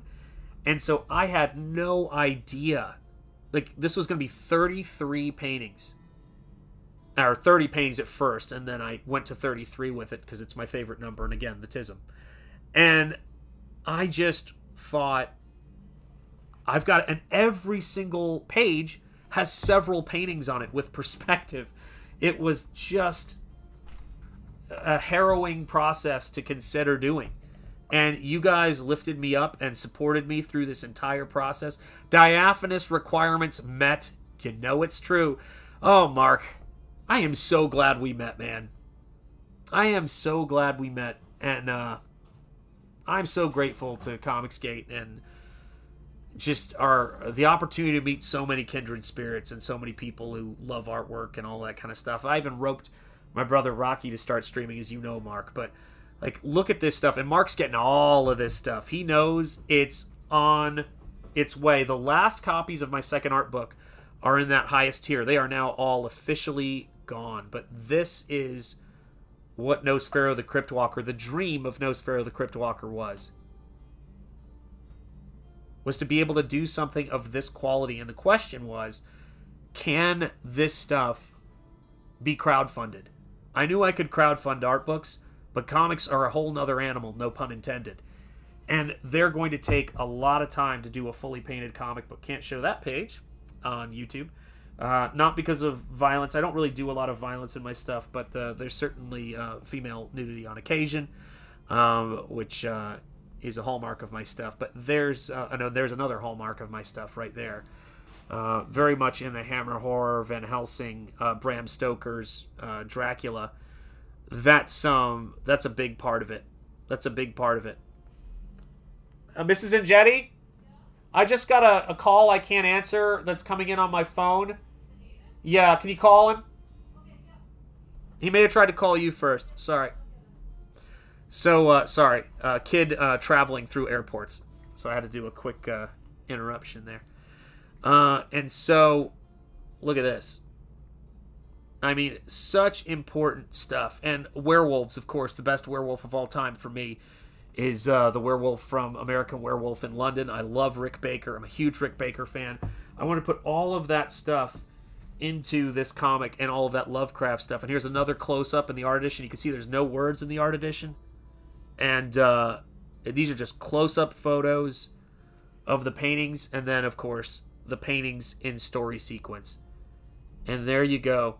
There's the birth of the man responsible for so much evil in the story, right before standing before the Great Pyramids and unlocking otherworldly evil. And when I got to a double-page spread of his origin like this, I mean, this is when I added this double-page spread to make his origin story more than one page, because I wanted to do something dramatic, and this is one of the most insane pages in the book. I painted pages of a book inside of a book. It was a blast. And guys, Comicsgate made this possible. That's what it's about. That's what Nosfero, and there of course is the Uncle Owen and Aunt Beru skeletons. I wanted to use those for this. Yeah, there's a little bit of spoilers, not too much. I haven't shown all the spoilers. They're the same pages of the book, so I had to paint those pages twice, which was a pain. And it's so... Yeah, I like different types of werewolves too, Beowulf. I just saw that and I went, I'm with you. And thank you so much, Mist. I appreciate it. And what's up, Mr. Monkey Boy? Great to see you. Yeah, you know what's so funny is I love Jack Nicholson in Wolf, and I love Werewolf of London too, especially the origin with the wolfsbane, the mountain, and the serum to keep it at bay. All of that stuff is so good, man. So good. And so every one of my books ends with a bonus feature section that shows in-progress paintings, layout pages, and it ends with, in this case, it ends with a Dumas quote that is one of my favorite quotes, but also my special thanks section. And for people who... I love showing the step-by-steps on paintings. And there's going to be some cool behind-the-scenes stuff in Springball. I just haven't figured out what all of it is yet. But yeah, here's the... I don't know if I can show that opposing page, but here's the Onward section. And you can see it starts with, a lot of my brothers and family are in there, but with appreciation for John Mayall, Ethan Van Sciver, Shane Davis, Comicsgate, my fellow CG Kings, my brothers right there. Look at all these guys. Hammer Horror, Dracula, Frankenstein, Solomon Kane. Like, there's all the stuff that inspires me, but I never forget to put that stuff in there because I'm very aware of what inspired me to strike out and on my own and do this stuff. And it's a ton of work, and I'm so grateful that you guys are here to support me, support the channel, all of the stuff you do. And thank you again, Beowulf, for posting the links. Yeah, I don't think a lot of people understood that the werewolf design for Wolf with Jack Nicholson was based on the werewolf in London. That movie is the first real werewolf movie. It predates, of course, the 1941 Wolfman with Lon Chaney Jr., written by Kurt Siodmak. I can always pronounce his name wrong. But it's a great werewolf movie, and I really do enjoy Wolf. I think it's a great flick. I think that everybody in it did a really good job, and it's just a different take on the werewolf. And I think there's room for different takes on the werewolf. I love the Howling as well. I've got a statue from the Howling over there. I've got just tons of different stuff. I'm a big werewolf fan. There we go. Oh, that's gonna be cool. There we go. This is coming together nice. Yeah, Mark, I feel way more confident about this iteration of the painting by a lot. It just feels right. It just feels like this is what it was supposed to be. You know what I mean? It's like I've got a ways to go. I've got things I'm going to be adjusting, but the start of the bones of this are really, really good. It's just got a really nice feel to it, and I think it's coming together really nice now. and I just wasn't. I wasn't 100%. I wasn't even close to 100% on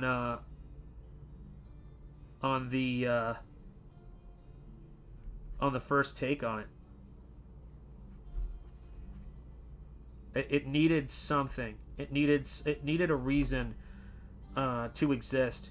The same thing goes. It's funny. Springball, which the link is in the description, and thank you, Bearwolf, for posting Springball links in the chat. I really appreciate it, man. It helps so much.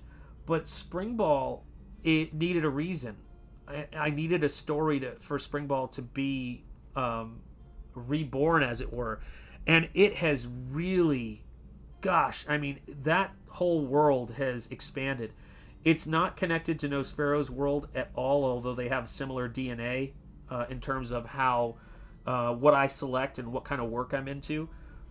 But it's its own thing, and someone had asked me, actually people have been asking me for a while since I started Springball, are there going to be other heroes that Springball runs into in this world? And I was kind of like, I don't know.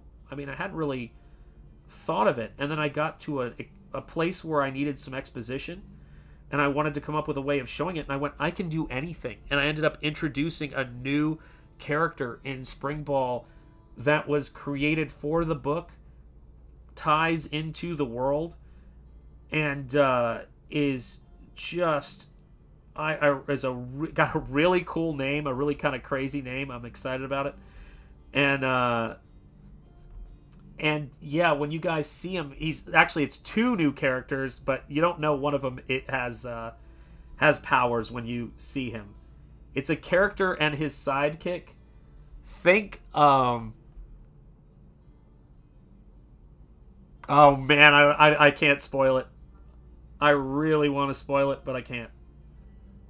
So, don't make me do it. It's cool. I'll just leave it at, it's cool.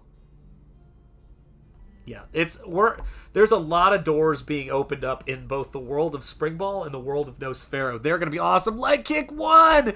What is up, brother? It is great to see you, man. Yeah, Chris, I am so glad you're excited about Springball, man. Really excited. Most people think skinwalkers are a form of werebeasts, but they are really witches that shapeshift. Yeah, man. And you know this better than anybody, Bearwolf. There's so much lore of this land, of this country, but of this country's land and history and peoples. Even, you know, it's funny. I mean, I know this may seem like a non sequitur, but I've been thinking about it a lot. I've been thinking a lot about the lost species of this continent, like the North American lion and things like that a lot lately, man. And there's so many stories to be told. There's so many cool things. And these new characters that are being introduced in the first issue of Springball, inspired by the questions people ask. And they've got to make sense on their own. But first people said, "What would you ever thought about going back to Springball?" And I was like, no. The more they asked it, the more I went, now I've been really thinking about it, so I got to say yes. And then when I came up with an idea for Springball, and it was Springball Terminal Monstosity, the first issue, it grew similarly until I had the name of a fictional town that Springball lives in, which originally I never really went into detail on what the name of the town was, and it was just kind of sort of like Providence and where I was living at the time, but it was its own thing. And now Kingsport is as much a character in the story as the characters are. And you can see... okay, I'm going to... no, don't tell him. Shh. Stop, Shop, stop. That's where I'm at right now. I'm having to talk to myself. To try to stop myself. It's bad, man. It's bad. See, I think... I don't know. Let me see if I can find here. Hold on a second. I gotta blow my nose. 1 second. Let me turn this off here for a second. No, you shouldn't have to see that, even if you have to hear it.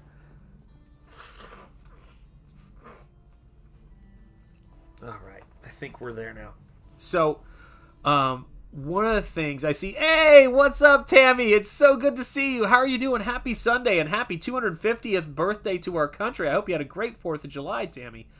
One of the things that is so cool is comics should be fun. And not fun. Okay, let me try that again.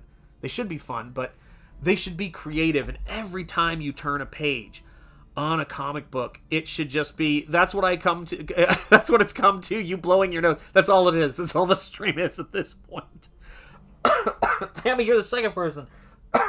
You and Stephen Rockwood are making me laugh today. My God. It's great to see you, Tammy. I hope the weather is tolerable down there. All my people across the country have been telling me they got a lot of heat this past week. Indeed. Mark's Music Obsession, hail, I love it. So yeah, it's, Springball is, and Nosfero, I wanted there to be a world. I wanted them there to be, and I don't mean in the world building sense, I mean in the story building sense. So you go in there and you get to meet different characters, and every issue of those early issues of Spider-Man or Teenage Mutant Ninja Turtles and all those comics that are great and have stood the test of time, you were getting introduced every issue to a new friend or a new foe, and sometimes you were getting introduced to both. And the writers of the time made it work story-wise. They really made it work well. Great to see you too. It's 89 with, oh my gosh, with 104 it feels like, oh my gosh, I can't even imagine. Yeah, I mean, we really showed our mettle when we were hosting World Cup, and all those players and all those people from all over the world was like, you guys function in this heat? And I'm like, it ain't even summer yet, kids. Let me tell you something. I've had some summers when I was visiting family as a kid in El Paso, Texas, that strip the paint off of you. I mean, that stuff it's rough, man. And of course, Dallas, I once went out to a golf course in Dallas with my father-in-law, God rest him, and the temperature was ridiculous, and there was nowhere to run. It was brutal. Yeah, it is actually cool. I was just thinking that. That's great, man. That's great. Yeah, Tammy, I love hearing that. The paper I'm using, very good question. So I'm using Crescent heavy weight, so it's on heavy cardboard is what it's mounted on. Crescent board, and it's Crescent watercolor paper. So this is a really nice piece of cardboard with this watercolor board that is, adhered to it. So you can really illustrate and paint on it, and it doesn't bend that much. You'd have to add a lot of water to this to get it to bend. And I like the stability of it. What's up? How are you doing, my friend? Great to see you. It's been a minute, hasn't it? Not too long, but it has been a minute. Oh my gosh, listening while running on a treadmill. My God, walking and chewing gum. I love it. 89 here also, 95 index. Look at you guys go. Florida's keeping it cool this time of year. Hey, Henry. Everybody's excited to see Henry coming in the chat. That's right, Henry. I hope you're doing well, and good for you on the treadmill, man. I could stand to get on a treadmill, let me tell you. I gotta start doing some more walks. It's just when it's brutal heat and there's so much work to do indoors, it's been crazy, man. It's just been so crazy. But I am glad to see all you guys on a fine Sunday. Make sure you hit the like if you haven't. It does help. I've been getting throttled by whatever the algorithm is choosing to do at this particular point. So all of your support is helpful. This painting I'm working on right here is for Mark's Music Obsession. It's he backed the Crypt Treasure Trove, and this is comes with many inked head sketches in all of the first print books, and a painted head sketch as well. And this one is really coming together nice, really shaping up nice. This is my first time in a few weeks. That's right. I've been getting, oh my gosh, over a concussion. What happened, Henry? Was it a bike accident, or did something come down on you, man? Oh man, getting concussed is terrible. I think I got a concussion one time from an iron that was, we had an ironing board hanger that had an iron clipped on it, and I bumped the door and it popped off and point down right on the top of my head. I mean, I had to sit down. I almost never go down from a punch or getting hit by anything or running into something, and I was dazed, and I just sat down on the ground and was like, oh my word. It was painful. Yeah, excited, Tammy. It's going to be so great. Yeah, Mark, it's going to be great. Leg Kick 1, I love seeing the UK folks' reaction to our food. Yes, absolutely. It's really fun seeing things through someone else's positive perspectives. I loved seeing the Scotsmen in our country. They were so excited. They were loving Boston. They were up in this area. Just craziness. Yes, indeed. It's going to be great. It's going to be great. Yeah, concussions suck. I was concussed for a year. That stuff you got to be so careful with. It's good that you're up and about on the treadmill, though, man. That's great, man. That's great. Hey, brother, what is up? Happy 4th of July to you, Rock. How you doing, brother? If you're not subscribed to my brother Rocky's channel, do subscribe to it. He does a lot of cool comic book art master copies, has a lengthy career in the animation industry, and he's a comic book artist and illustrator as well. And, of course, Emmy nominated as well, if I'm not mistaken. And he's worked on just about everything and for everyone. And a great dude. I've known him since college, so now we're on what? 32 years of knowing each other? Craziness. Yeah, gotta be careful with those concussions. Sneaky damage, totally. I mean, it sat me down. It absolutely sat me down. Tammy's excited to see you, Rocky. There's the link for Springball Terminal Monstrosity. Guys, do not miss this book. Do not. I have the worst case sometimes of what I like to call, very common in this community here, I swore I backed that, and I end up having to get things after the fact when they're more expensive sometimes. Do not miss out on Springball. It is absolutely gonna blow you away. It's gonna knock your socks off. It's a really great book. It's gonna be beautiful too, but it's gonna be the coolest story. It's like, I always say when I'm illustrating my books, it's like I'm decorating for Halloween. Do you remember that house when you were a kid that the guy decorated and you went there and it was just fun and cool as a kid? That's what I think about when I'm illustrating my books. And holy cow, here we are, Tammy celebrating 34 months of membership. Holy cow, I've known you. Yes, you have known me for so long. Long enough to know that a little person in our household is following in your career footsteps, Tammy. So yes, indeed, it's great. And it's been wonderful knowing you, Tammy. Let me get you some cheerleaders, girl. That's how it goes. Here we go.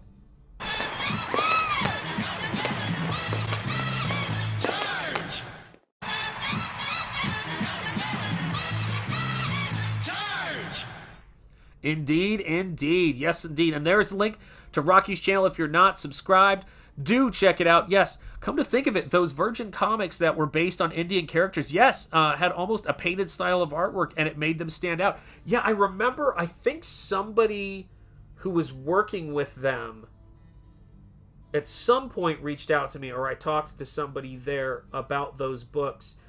They had a really cool aesthetic to them. Who was it who reached out to me? I feel like it was during the time I was doing the DreamWorks consumer product stuff, but I'm not sure. So I'll have to think on that. But yeah, Beowulf, I remember those. They were very cool. Yeah, so glad to know there's another. Yes, indeed. Yes, indeed. She's really looking forward to it. When she found out she got in to the program, she was thrilled. Look at all the love here in the chat. Love seeing it, guys. You guys are the best. Thank you for being here. I appreciate you. But yeah, I mean, there have been some really cool things done in comics, and I think the biggest problem that they all can run into is, one, the biggest thing is the audience, and the audience we have here in Comicsgate is fantastic, and you guys show up and really back these books and support us, and we're so incredibly grateful for that, and it's a real blessing. The other thing that is big is I think that when you are hiring freelancers to come in and do a job, it's, no matter, even with the best of intentions, it's really hard to keep them as engaged on the project as you would be if it's your own project. I was explaining to Mrs. Njetti the other day, I was talking to her the other day, and I said, if I wasn't the person doing this, it would be impossible for me to afford doing this. I have to do everything. Both of my sisters and one of my nieces are nurses. I love it, Mark's Music Obsession, 100%. Yes, indeed. Yeah, you guys have been here now for a while. You're OG. Look at that. Yeah, I mean, I remember when you guys just got here, too, which is such a trip, but that's how it goes. If you're not a channel member, think of being a channel member. Whenever I do the credits on this channel, something to remember is I always put the channel members in order of seniority. So the longer you've been a channel member, the further you are up on the roster at the credits at the end of the show. And I got that idea from Echo Base Network back in the day. I was watching that channel a lot when I had more hope for Star Wars. And those guys are great. I don't know anything about them outside of their Star Wars stuff. But I loved that they did credit memberships. And actually, I'm a channel member on a show called Detours by a guy named Derek Millen, who goes and visits a lot of haunted stuff. His main focus is Salem, Massachusetts, Halloween. But he went out to Martha's Vineyard to do a to do a Jaws 50th celebration video. Really great stuff. Yes, indeed. I do want to do a Pizza Live. I've been thinking about it. I just got to find. They're going to give me heck every time. Every time I see an old flick, I remember Pizza Live. Yes, indeed. Love doing that show. I've got to find a way to do it. I'm just so frustrated with all of the dang claim stuff, and not to mention how jumpy YouTube has been lately. You know how that goes. It's nuts. Like, even stuff that is in the public domain, people who don't even own it try to make claims, and it's so frustrating, man. It's so frustrating. And I just wish there was a better way to do it, or something they could do to monetize it. So the people who actually own the things, because it is a really great way. There's movies that people get into. At the start of this is a public domain movie that was referenced in that I said that the show Widow's Bay reminded me of. And it's the movie City of the Dead with Christopher Lee. That's a public domain film. And sure enough, they referenced it in that television show. But it's a great, great movie. And I wouldn't have watched that movie if it wasn't for you guys and Pizza Live. Yes, YouTube copyright algorithm is so frustrating. Yes, it can. Amen. And I consider that to be a medical prescription coming from you, Tammy. And yes, they can. Prescribe them that in a dose. Let me just put it that way. Yeah, you can make your pizza live stream, a live stream on a box of pizza. Yeah, I should actually. Well, it'd just be me eating pizza, which some people would be into. You freaks. Calm down. You know what I'm saying? Yeah, we had so much fun. And my reactions to that movie, you guys got to watch my first time seeing it. And I think I made a clip of my funniest reactions from it because it was really funny. Unintentionally funny of me just kind of like, oh my God, like every 5 minutes something great happened in that movie. Such good stuff. Oh, Widow's Bay is a really interesting show. You might dig it. Check it out. It's one of those shows that I heard about from John Malin, and I watched it with my wife, and she really enjoyed it. And we think about it a lot. And then on top of that, then it kind of caught fire and everybody started talking about it, but she suggested it to her mom and her friends and everything like that. If you go into it with reasonable expectations, you'll enjoy it. It's a fun television show in all the ways TV used to be very fun. It's comedy, it's got some horror stuff in it, but it's really is its own kind of animal. There's a lot of really good stuff being done on streaming television shows that I would encourage people to support if you like that stuff, because we've seen some really good stuff lately. Now it's starting to really come together, man. Yeah, this is Mark's music obsession. This is his head sketch. What's up, Past Master Dan? Did you like the laughter you got out of your profile pic on Hard Art the other night? I was dying, man, because I the first time I saw it, I had the same reaction. The problem with Virgin Comics was that it was an IP farm, yes, pitch. It cost more to produce with the high-quality art, even though they had some solid books. They didn't have passion for this. Yeah, it's hard to sustain, man. It's hard to sustain. Everybody's saying hello. I knew you got a kick out of that. I figured you did. And Bearwolf, thank you for pumping the Springball links in the chat, guys. If you have not backed Springball yet, you're going to absolutely love that book. It's an introduction to a new superhero who is a superhero that funny enough, I created this character in 2002, or sorry, sooner than that. Rocky was there when I created him. But I created this character and I recreated this character. I wouldn't even say it's reimagined or anything. It's like it became its own thing, and it really became what it was meant to be for the first time. And the city of Kingsport, the landscape of it, I know more, and I've had more life experience now when I'm doing it. And it's just a killer character design. And it's right now, the story isn't about, like, you know, current topics per se, although it's current in the sense that cell phones exist in it and things like that. But it's also a magical place, or a supernatural place, we'll say, that's a city with its own kind of physics to it, and it transports you. It's fun, it's silly, it's what I love about Steve Ditko's work, is the best way I would put it. And it's dynamite, and we've needed that for so long. It's not a throwback, it's not a nostalgia book, it's not a pastiche, it's none of that stuff. It is influenced by a lot of stuff, but it's not a pastiche at all. I do things in that book that, how do I put it? When I'm working on any of my comic books, I'm never thinking of another comic book when I do it.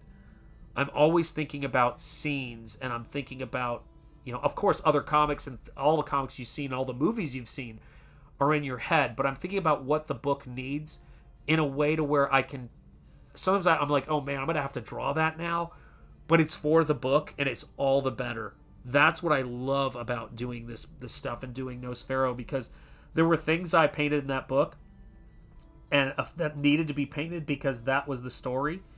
And I remember when I came up with the story, I went, oh no, that's going to be hard to figure out. So I'll give you an example. I feel like you did, but Tammy, I have the same thing you have. I can't remember anything right now. It's been nuts. And so here's the thing. Where was I just... See, now, look, I can't even remember what I was just talking about. Let me think about saying Springball, town. Oh, yes. There's something... Tammy, if that wasn't the best example of that, like, me saying it and then it happening, I don't know what is. But there's a city... I need to create a town where evil sort of gets its attachment to humankind. And I didn't know what I wanted the town to look like, so I researched all these different medieval towns. And I came up with and designed, even though it's on fire and it's in one, yeah, you can check on Indiegogo. We'll let you know, Tammy, if you backed it. And I decided to make this town of very much, what's the word I'm looking for? Of stacked kind of old Romanian kind of architecture. Because I wanted it to be this town where it was like you would walk up when you went into it, and it was on fire. It was very influenced by Akira Kurosawa's Ran, when the castle's on fire, and Hide Torah is walking out of the castle. So it was very influenced by that, but then also Romanian architecture and the Gothic. And I had no idea. I was like, it's one panel. I'm going to have to design this city and this little area to give you a feel for this world in one panel. And it was like, yep, you're painting it, son. That's what's happening. It needs to be there. And that's how it works with writing. And with Springball, I went, should I really introduce a world where there's more heroes than Springball? And I thought, yeah, because Springball is a product of mankind and science. He was invented to be a weapons testing crash test dummy. And I go, the other characters that he runs into are supernatural heroes. So they are much more Tomb of Dracula tied into, which is what works for Springball's world. And they're cool. They're actual characters. Like, they're like people you'd say, that guy's a character. Like, 100%. They're not like, I am this. It's really cool. It's really cool. You guys are going to like it. It's... and I'm always doing that with characters, like the adoptive father who's raised Nosfero is a werewolf, and you know we're throwing things here in Comicsgate. We're getting to take them in directions because of you guys and you guys supporting us. That is what makes it all possible. We're able to do things in our comic books that you just can't see other places. You can't see people connecting and talking to their audience and producing stuff that takes so much labor. I said it before on stream, I'll say it again. There's no way we could show you all the work that's involved in self-publishing, which is to say printing, designing, doing all the graphic design. All of the stuff involved takes more time and more energy. That's why people who are mainstream creators and people go, hey, you should do your own, create your own book, or self-publish it, or do a Kickstarter, or do a and on Indiegogo and all that stuff, and then you see them and you see how hard it is to get traction. It's because it's safer. If you can get the work, it's safer to draw Batman or any other thing that's got a built-in audience for it. This is really hard to do, and you have to be disciplined. You have to be disciplined to get the stuff done through the printer, oh, we changed the paper, oh, we don't make this art product anymore. I mean, all of that stuff. And you guys should be very proud that you guys are the engine that makes us doing that work possible. And I want to definitely tip my cap to Shane Davis and Yanzi Lin for what they're doing to start their own crowdfunding platform. Excuse me. Stephen Rockwood got me laughing. Tammy got me laughing. Because, yes, indeed, I don't think that's a diaphanous covering over... I know. It's more of a kneaded eraser. Yes, I did. Was number 5, I believe. Signed plus head sketch. Yes, you did. I need the stickers. If I forgot to add, still say copyright Springball paddle. Yes, I got to do that at some point. Everyone always says you got to do that, Sean, and I need to. It's so crazy because I've been in comics and working as done a few projects as a freelancer, obviously, and I've showed my work, submitted my work, met with editors about jobs that never came together, done concept art. This is truly the best place I've experienced in terms of creative freedom and creating comic books ever. And we're all just doing such interesting stuff. But Shane Davis and Yanzi Lin, to combat the frustrations of crowdfunding platforms and all of the other stuff as people try to stop us from making the comics we're all trying to make here and that you guys are trying to support. They're not only are they just so great at putting together beautiful books. I had an opportunity to get an advanced read on Inglorious Rex 3. And they're making such great stuff. And across several different genres, too. But that they're also doing their own crowdfunding platform. So for those of us who have had to crowdfund and worry about, the state of these platforms, who buys them, who owns them, what, the user interface and all that stuff, they're making something that is taking a lot of time, energy, and work to help make this space a little bit more stable for creators. And they already have their own site. They don't need to do this, but it's so incredible that they can do this. They're new parents, too. They have a young kid. My kids are in their 20s. It's a totally different ballpark. And I did my twin raising, thank you very much. So I know what it's like. But that they both work on the books. Yanzi is an inker on the book, and she's also working on the stories with Shane. And they still take that extra time. It's a massive effort to be promoting books and doing all of this stuff. And I tip my cap to them, and we're all incredibly grateful. What they said to us is, we need to bring books to the platform, and we need our fans to back the books to make it work. And so I hope I can count on you guys when that platform launches, and I launch whatever it is I'm going to launch on it. I'm going to put together a campaign of something. I'll do an exclusive cover or something over there. I hope I have your steel, guys. I hope you guys are ready to back to help on that. Let me know if you guys are up for it, because I really hope you guys will be there when that campaign launches and when that site launches, because those guys are just amazing what they're doing. So there we go. What's up, Spaceman? How are you doing? Hail, Sean. Last time I saw you was on King's back from Sunday. Yes, indeed. Yeah, I was. Oh my gosh, I've got to go on King's. I have not been on King's for ages. I've been packing Nosfero books, all sorts of other craziness going on here, and I got to go back on. I have so much fun when I hang out on that show with those guys. Yes, Gillman, Apex Comics. What do we draw that wins here? Yeah, yeah, exactly. It's crazy. Oh, I thought that's an eraser. I thought it was a unique bikini. It is a unique bikini. Yeah, indeed. It's the YouTube bikini. Good to see you, my friend. I hope you're doing well. And there you go. There's the link for Springball right there. And it's a crazy part of what we do, making these comics. And I really do love the production of them. And I want to also make sure I express, I know I do this I've been doing this a lot lately, but it's on my mind. I want to also send out a big thank you to Graham Nolan, who, when my longtime printer closed down, probably because of the lockdowns and other stuff, I wanted to make sure I was still printing my books in the U.S. Graham introduced me to his printer, gave me his contact over there, who was wonderful to work with, and I was able to print Nosfero in the United States, which is what the goal is, without a doubt, is the necessity for me. I really want to try to make sure I'm always printing in the States, unless costs get to such a point where it's completely impossible. So I want to thank Graham for that. But I'm already, like, I've got SPRINGBALL and InDesign, so as I'm doing the artwork in Photoshop, it's updating the InDesign files. And I'm hand lettering the book in Photoshop, so I created a font with my handwriting that I used for the original SPRINGBALL, and I'm hand drawing all of the sound effects in the book. So there are no font sound effects in the book. Just like with the first edition, I hand lettered with ink. So the sound effects are all things I'm drawing and coloring in. It's going to be a really cool book. I'm all about that. Back me, bro. Thank you so much, man. I'm so glad. Yeah, I can't wait to back Shane's first campaign.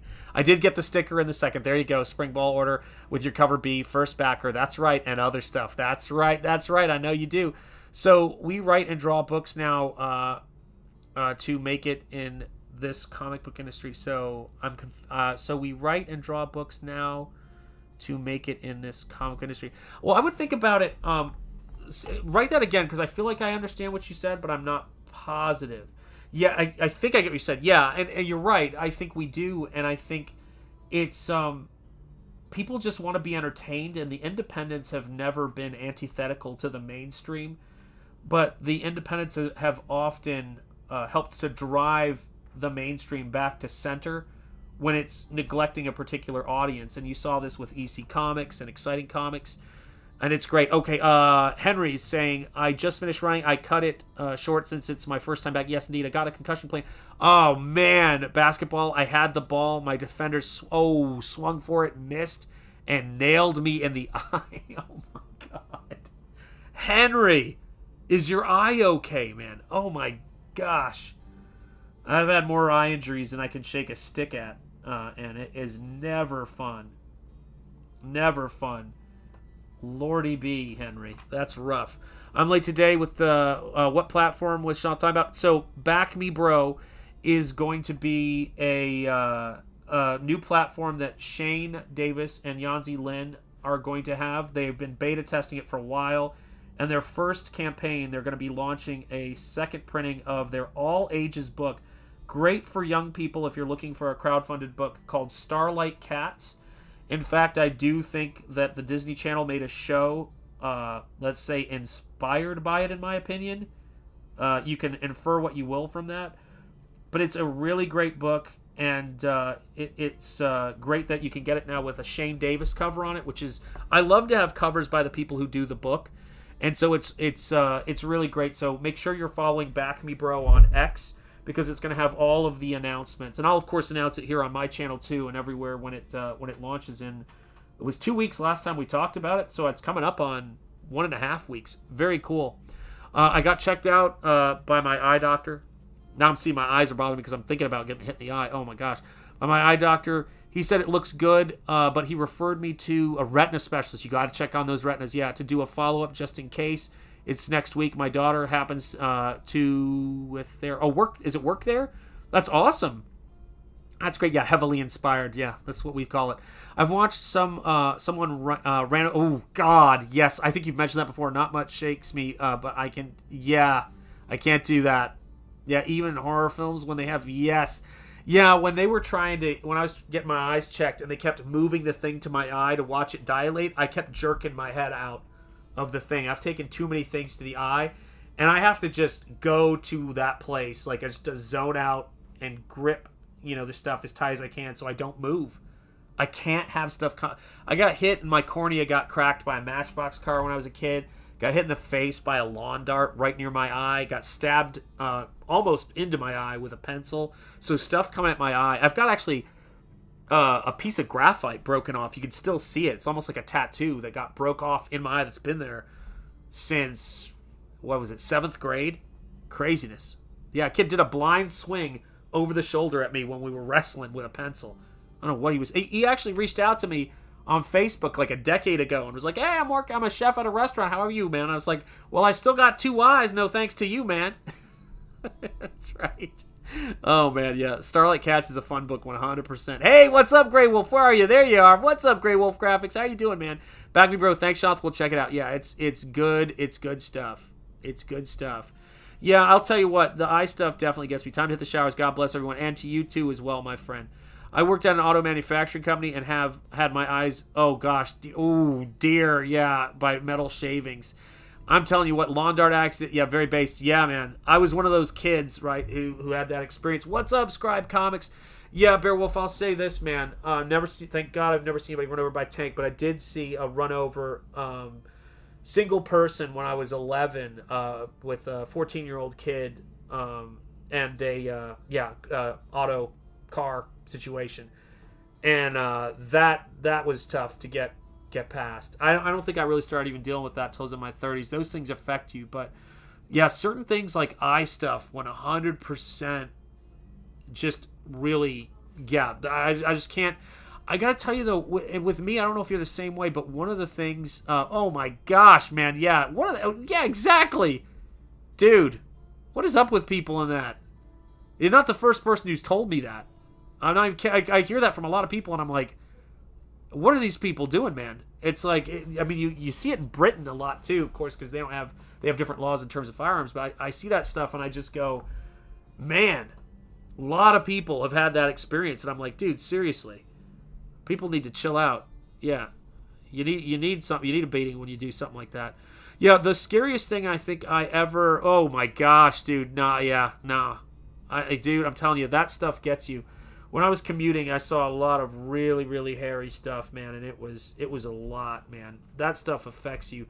I was commuting 180 miles a day to work for a while, so 90 miles up, 90 miles back home, and that stuff, man, the stuff you see really gets to you. But the thing that scares me more than anything, man, and I saw this, and I didn't even know this was a thing, was I heard about it on Art Bell. Then I looked up a YouTube video to see it, and it was a split ring going when you're airing up a tire on a truck.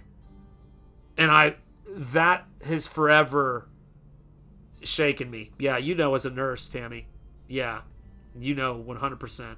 Yeah, exactly. I'm that kid too. Dan's causing trouble in the chat. Talk about two people being in sync in real time. There, you got it, man. That's why we're here, man. It's a trip. Comicsgate is, what is it? Comicsgate is to quote a politician during the start of the American Civil War back in the 1800s.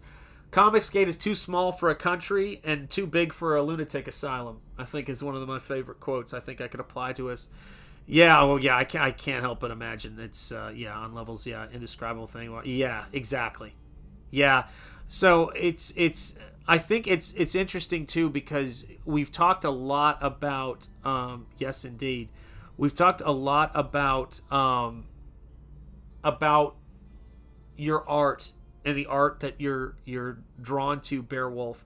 And Cranberry Langers, happy 250th to you, my friend, and happy belated 4th of July. It's great to see you, Cranberry Langers. Seriously, OG channel member. Great to see you, man. Everybody's excited. And, you know, Beowulf, I see this a lot when you talk about just the breadth of artwork that you like and the type of stories and history and folk tales that you're drawn to and movies. I think that our experience inform us, and I think our art sometimes gets bigger as a result of the experiences we have. Like, I need artwork that is that affects me, and sometimes it affects me in its silliness and its absurdity and its beauty and its drama. There's so many different things that can mean, but I know that the work has to hit me on a different level as a result.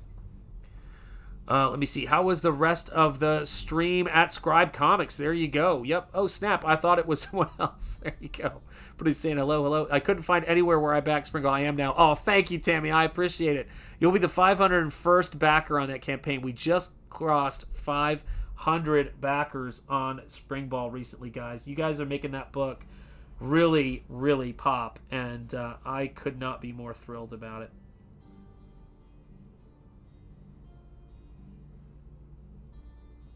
Those are the little moments right there that are your bravery tests, but really add that element of grace to the painting. There we go, Tammy. Awesome. Thank you so much. And you're going to love this book. It's great, man. Yes, indeed. Yeah, it was good. Chill stream. Yeah, chill streams sometimes are important. And that's why when I started doing these streams, the horror of painting, I thought, I watched so many streams of people working, and that's obviously where my channel was built on that type of stream. But it's just it's a really fun thing for people to watch too after the fact, hang out, feel like they've been here and watching it.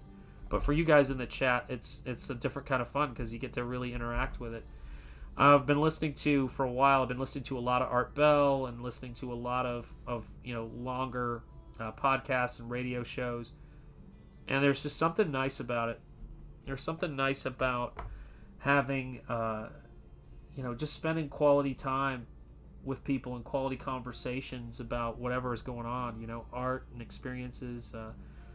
I don't know. That's the stuff that to me has been great. I mean, I was coming home from those 90-mile commutes and listening to a lot of audiobooks, listening to a lot of music and stuff like that. And how I found Ethan was I was coming home, and then late at night there'd be this guy streaming talking about Star Wars. There were a couple people talking about Star Wars. This guy who makes Star Trek fan films named Michael King, who has a channel called The Choice Voice, and that stuff was really getting me through those commutes, man. I needed it. Yeah, that's why the world was so fucked up for a while. It was even just politics. It was all the movies, comics. Yes, exactly. But these 2 to 3 years have been getting good stuff. Yes, we have been. You're seeing it too. People are showing up to movie theaters. Give them something good and they will show up. Amen. I've changed many semi-tire. Yeah, oh God. Yeah, Corey. Did have skid steer tire. Jeez, 2 inches difference. Oh my gosh. Weeks for my left ear to stop ringing. I can't even imagine. Imagine SPRINGBALL in the spinner rack in the early 90s. Yeah. It's, I think, where comics are going right now, as we've all talked about, they've been there for a while, is to the bookstores, especially with the book publishers taking over more and more of the big two, publishing and distribution. I just think that's where that stuff is going. And so I think that what we're building here are the limited first run, from the creator, collectors. These are collector's items whether we want them to be or not. The print runs are so low. A huge smash hit book in Comicsgate is still going to be in the thousands of copies. Those are Ninja Turtle numbers, man. And one of the things that I think has been so kind of cool about it is when these guys these books get out to the bookstores, and that's why we're trying to build our libraries here from scratch. We're trying to make good stuff that can last. You guys are going to have those copies of the book, those early copies of the book that always people are like, oh my gosh, and that was when this was the case and this was the case, and you guys are here for it all. I love that quality of it. And I mean, I always say that when I'm backing books, I'm always thinking that I was here for these books and I was here to see them. And I think CYBERFROG, when I backed CYBERFROG, I had not been backing comics coming out. I don't think I've ever really backed a crowdfunded comic. I think it was the first one I ever backed. And it's still, I'm so proud to have 2 copies of that book. So excited, man. Yo, Shanth and everyone in the chat, says Cranberry Langers. Revelations had already happened, and we are still living in that short period. Yes, I agreed. I think that's probably very true. And Hail Cranberry, there you go, from Beowulf, Cranberry Langers and Beowulf. Yeah, I mean, I think that there's a lot of opportunity to make stuff that we've needed and hasn't been made. And I think that's what's been shocking people lately is that the creativity, the bureaucracy has driven out so much of the creativity. that now we're being creative, and we're having to kind of be our own managers, our own print reviewers, our own copy editors, and all of that stuff. And it's a tremendous amount of dedication for something I think is really worthwhile to do, and we're really grateful, and we hope it's worthwhile for you guys always to support this stuff, because it is very important what we're doing, because without you guys, they would say there's no audience for this stuff. Look, no one's even buying this stuff. Look at those numbers, which they still do, by the way. That's why all of you guys backing, Springball counts and everything else that we're doing. But it really counts when you guys back Springball, and when you guys become channel members, and when you guys do all the stuff you do to support this channel and all the channels. They say there's no audience. Then they say there's no audience for this book, or those books can't even be made. And when in my case, they're forced to see, and Eric Weathers lettering on the first book, of course. So I did have another teammate for the creative process. But when they see books being done by individuals selling for what they sell, books with higher print runs, lower overall cost for each individual book, and we're selling these books, it's I couldn't help it. I added to my Springball backing. Thank you, Tammy. I appreciate you so much. That means so much to me, Tammy. I can assure you, and thank you for all of your support on this channel and everywhere else. But when I was putting this book together, it's like the thank you to all of my backers that's in every single book. You guys make this stuff possible, and that's why it's able to be the quality that it is. I mean, this stuff, I will put this next to the painted books that Vertigo was doing back in the day. And that Marvel was doing back in the day with their Epic line, things like Havoc, Wolverine. I'll put my stuff next to that stuff. It's its own thing, but the quality to me is just as good as the quality of the stuff that's being done there. And I say that with reverence for those books. But I will say that, yeah, I feel very comfortable in the stuff that we're doing. Very, very good about it, and I'm very proud of all the stuff. The stuff I'm getting in, too, and just even seeing Shane's latest book, Inglorious Rex 3, getting a sneak peek at that has been awesome. Because it's so good. You guys are going to love it. Comics Gate is bringing the quality of comics absolutely where Marvel and DC walked away from the fans. And I think I really do believe that they'll walk back. Or they'll walk back to comics. Marvel and DC, I think, are going to be licensed properties soon. I think the floppy days are they've been ended for a while in a weird way, but they're really coming to an end. And it's going to be much more collections and things like that, prestige books. I just don't think that the big companies are going to look at them. It's going to be a lot more licensed out stuff, like what you're seeing with, even though it's not technically licensed out, but the John Byrne Elsewhen book, and there's more stuff like that happening. Those characters have staying power. I'm sure they'll be, as long as they have good stories told about them, people will be checking them out. But I also think that the individual episodic storytelling, people want to know the creators, and know the creators. When the creators own the own their characters and their books, you just get this different connection. It's much more like authors. It's much more like writers. It's much more like any other creative endeavor you see. People feel a connection with it. I mean, that filmmaker who did the movie Obsession, which I haven't seen, but I know my daughter saw it and said it traumatized her and all of her friends. They've made $300 million on that movie. It didn't cost that. And people who are making huge, big budget movies like He-Man and which I know a lot of people enjoyed that movie, and those kinds of movies. That's what drives people crazy, is that that's possible, and people really feel invested in that filmmaker and what he's going to do next, and he's showing what's possible. And so that to me is the most exciting thing. We're doing that in comics, and you guys are doing that in comics by supporting us. Guys, I'm over 2 hours and 20 minutes. I got to get something to eat. I'm starving. So let me just say this. From the heart of Lovecraft Country and the birthplace of American religious liberty, my name is Shanthan Jetty. You've been watching Shanthan Jetty Art, the horror of painting in watercolor and gouache, and working on Mark's Music Obsessions head sketch for the No Sphero campaign. I'm really happy with how this is coming out, guys, and I thank you for being here. And I have to tell you, yeah, I hear it's good. A lot of people have told me it's good, and a lot of people are seeing it clearly. After you destroy the canon of the characters and revamp, it's right, every 5 years, all the stories become equal, or, yeah, exactly. Yeah. Have a great day, everyone. Couldn't have said it better. Myself, Scribe Comics. Speak easy, guys. Stay gold. Keep the faith. And peace be with you. Give nihilism no quarter, guys. And much love. I'll see you soon. Stick around. You'll see your name in the credits. Thank you so much. Go on now and get yourself somebody. Thank you, Tammy. Nurse Tammy's on the case. Later, Jonathan Crew, excited for the work. Dude, you're going to love this piece when it's done. I promise you. Love it, Sean. Thanks as always. Have a great Sunday. You too, Spaceman. And thank you, Bearwolf, for being here. To be fair, Marvel and DC has a history of licensing out there. You're right. That's true. When they do trades, they have always done with Dark Horse Dynamite. You're right. You're absolutely right. Yeah, I mean, they do. The history is there. The groundwork has been there. Let me see here. All right, Hail chat. Be safe. Hail Comics. Indeed. Much love. Tammy, God bless us. Cranberry Landris, God bless you, sir. And yeah, hit that like, everybody, on your way out. Thank you, Apex Comics. Good stream, you say. Thank you so much. I appreciate it. And there's the link to Springball. And here are the credits for all of you guys. Give nihilism no quarter. Have a great rest of the day. And happy 250th. Roxy and Chica, it's great to see you. I hope you had a great 4th. I did, and I hope you did too, guys. Take care, and here are the credits. All right, my friends. Bye. You now enter the domain of paint and canvas.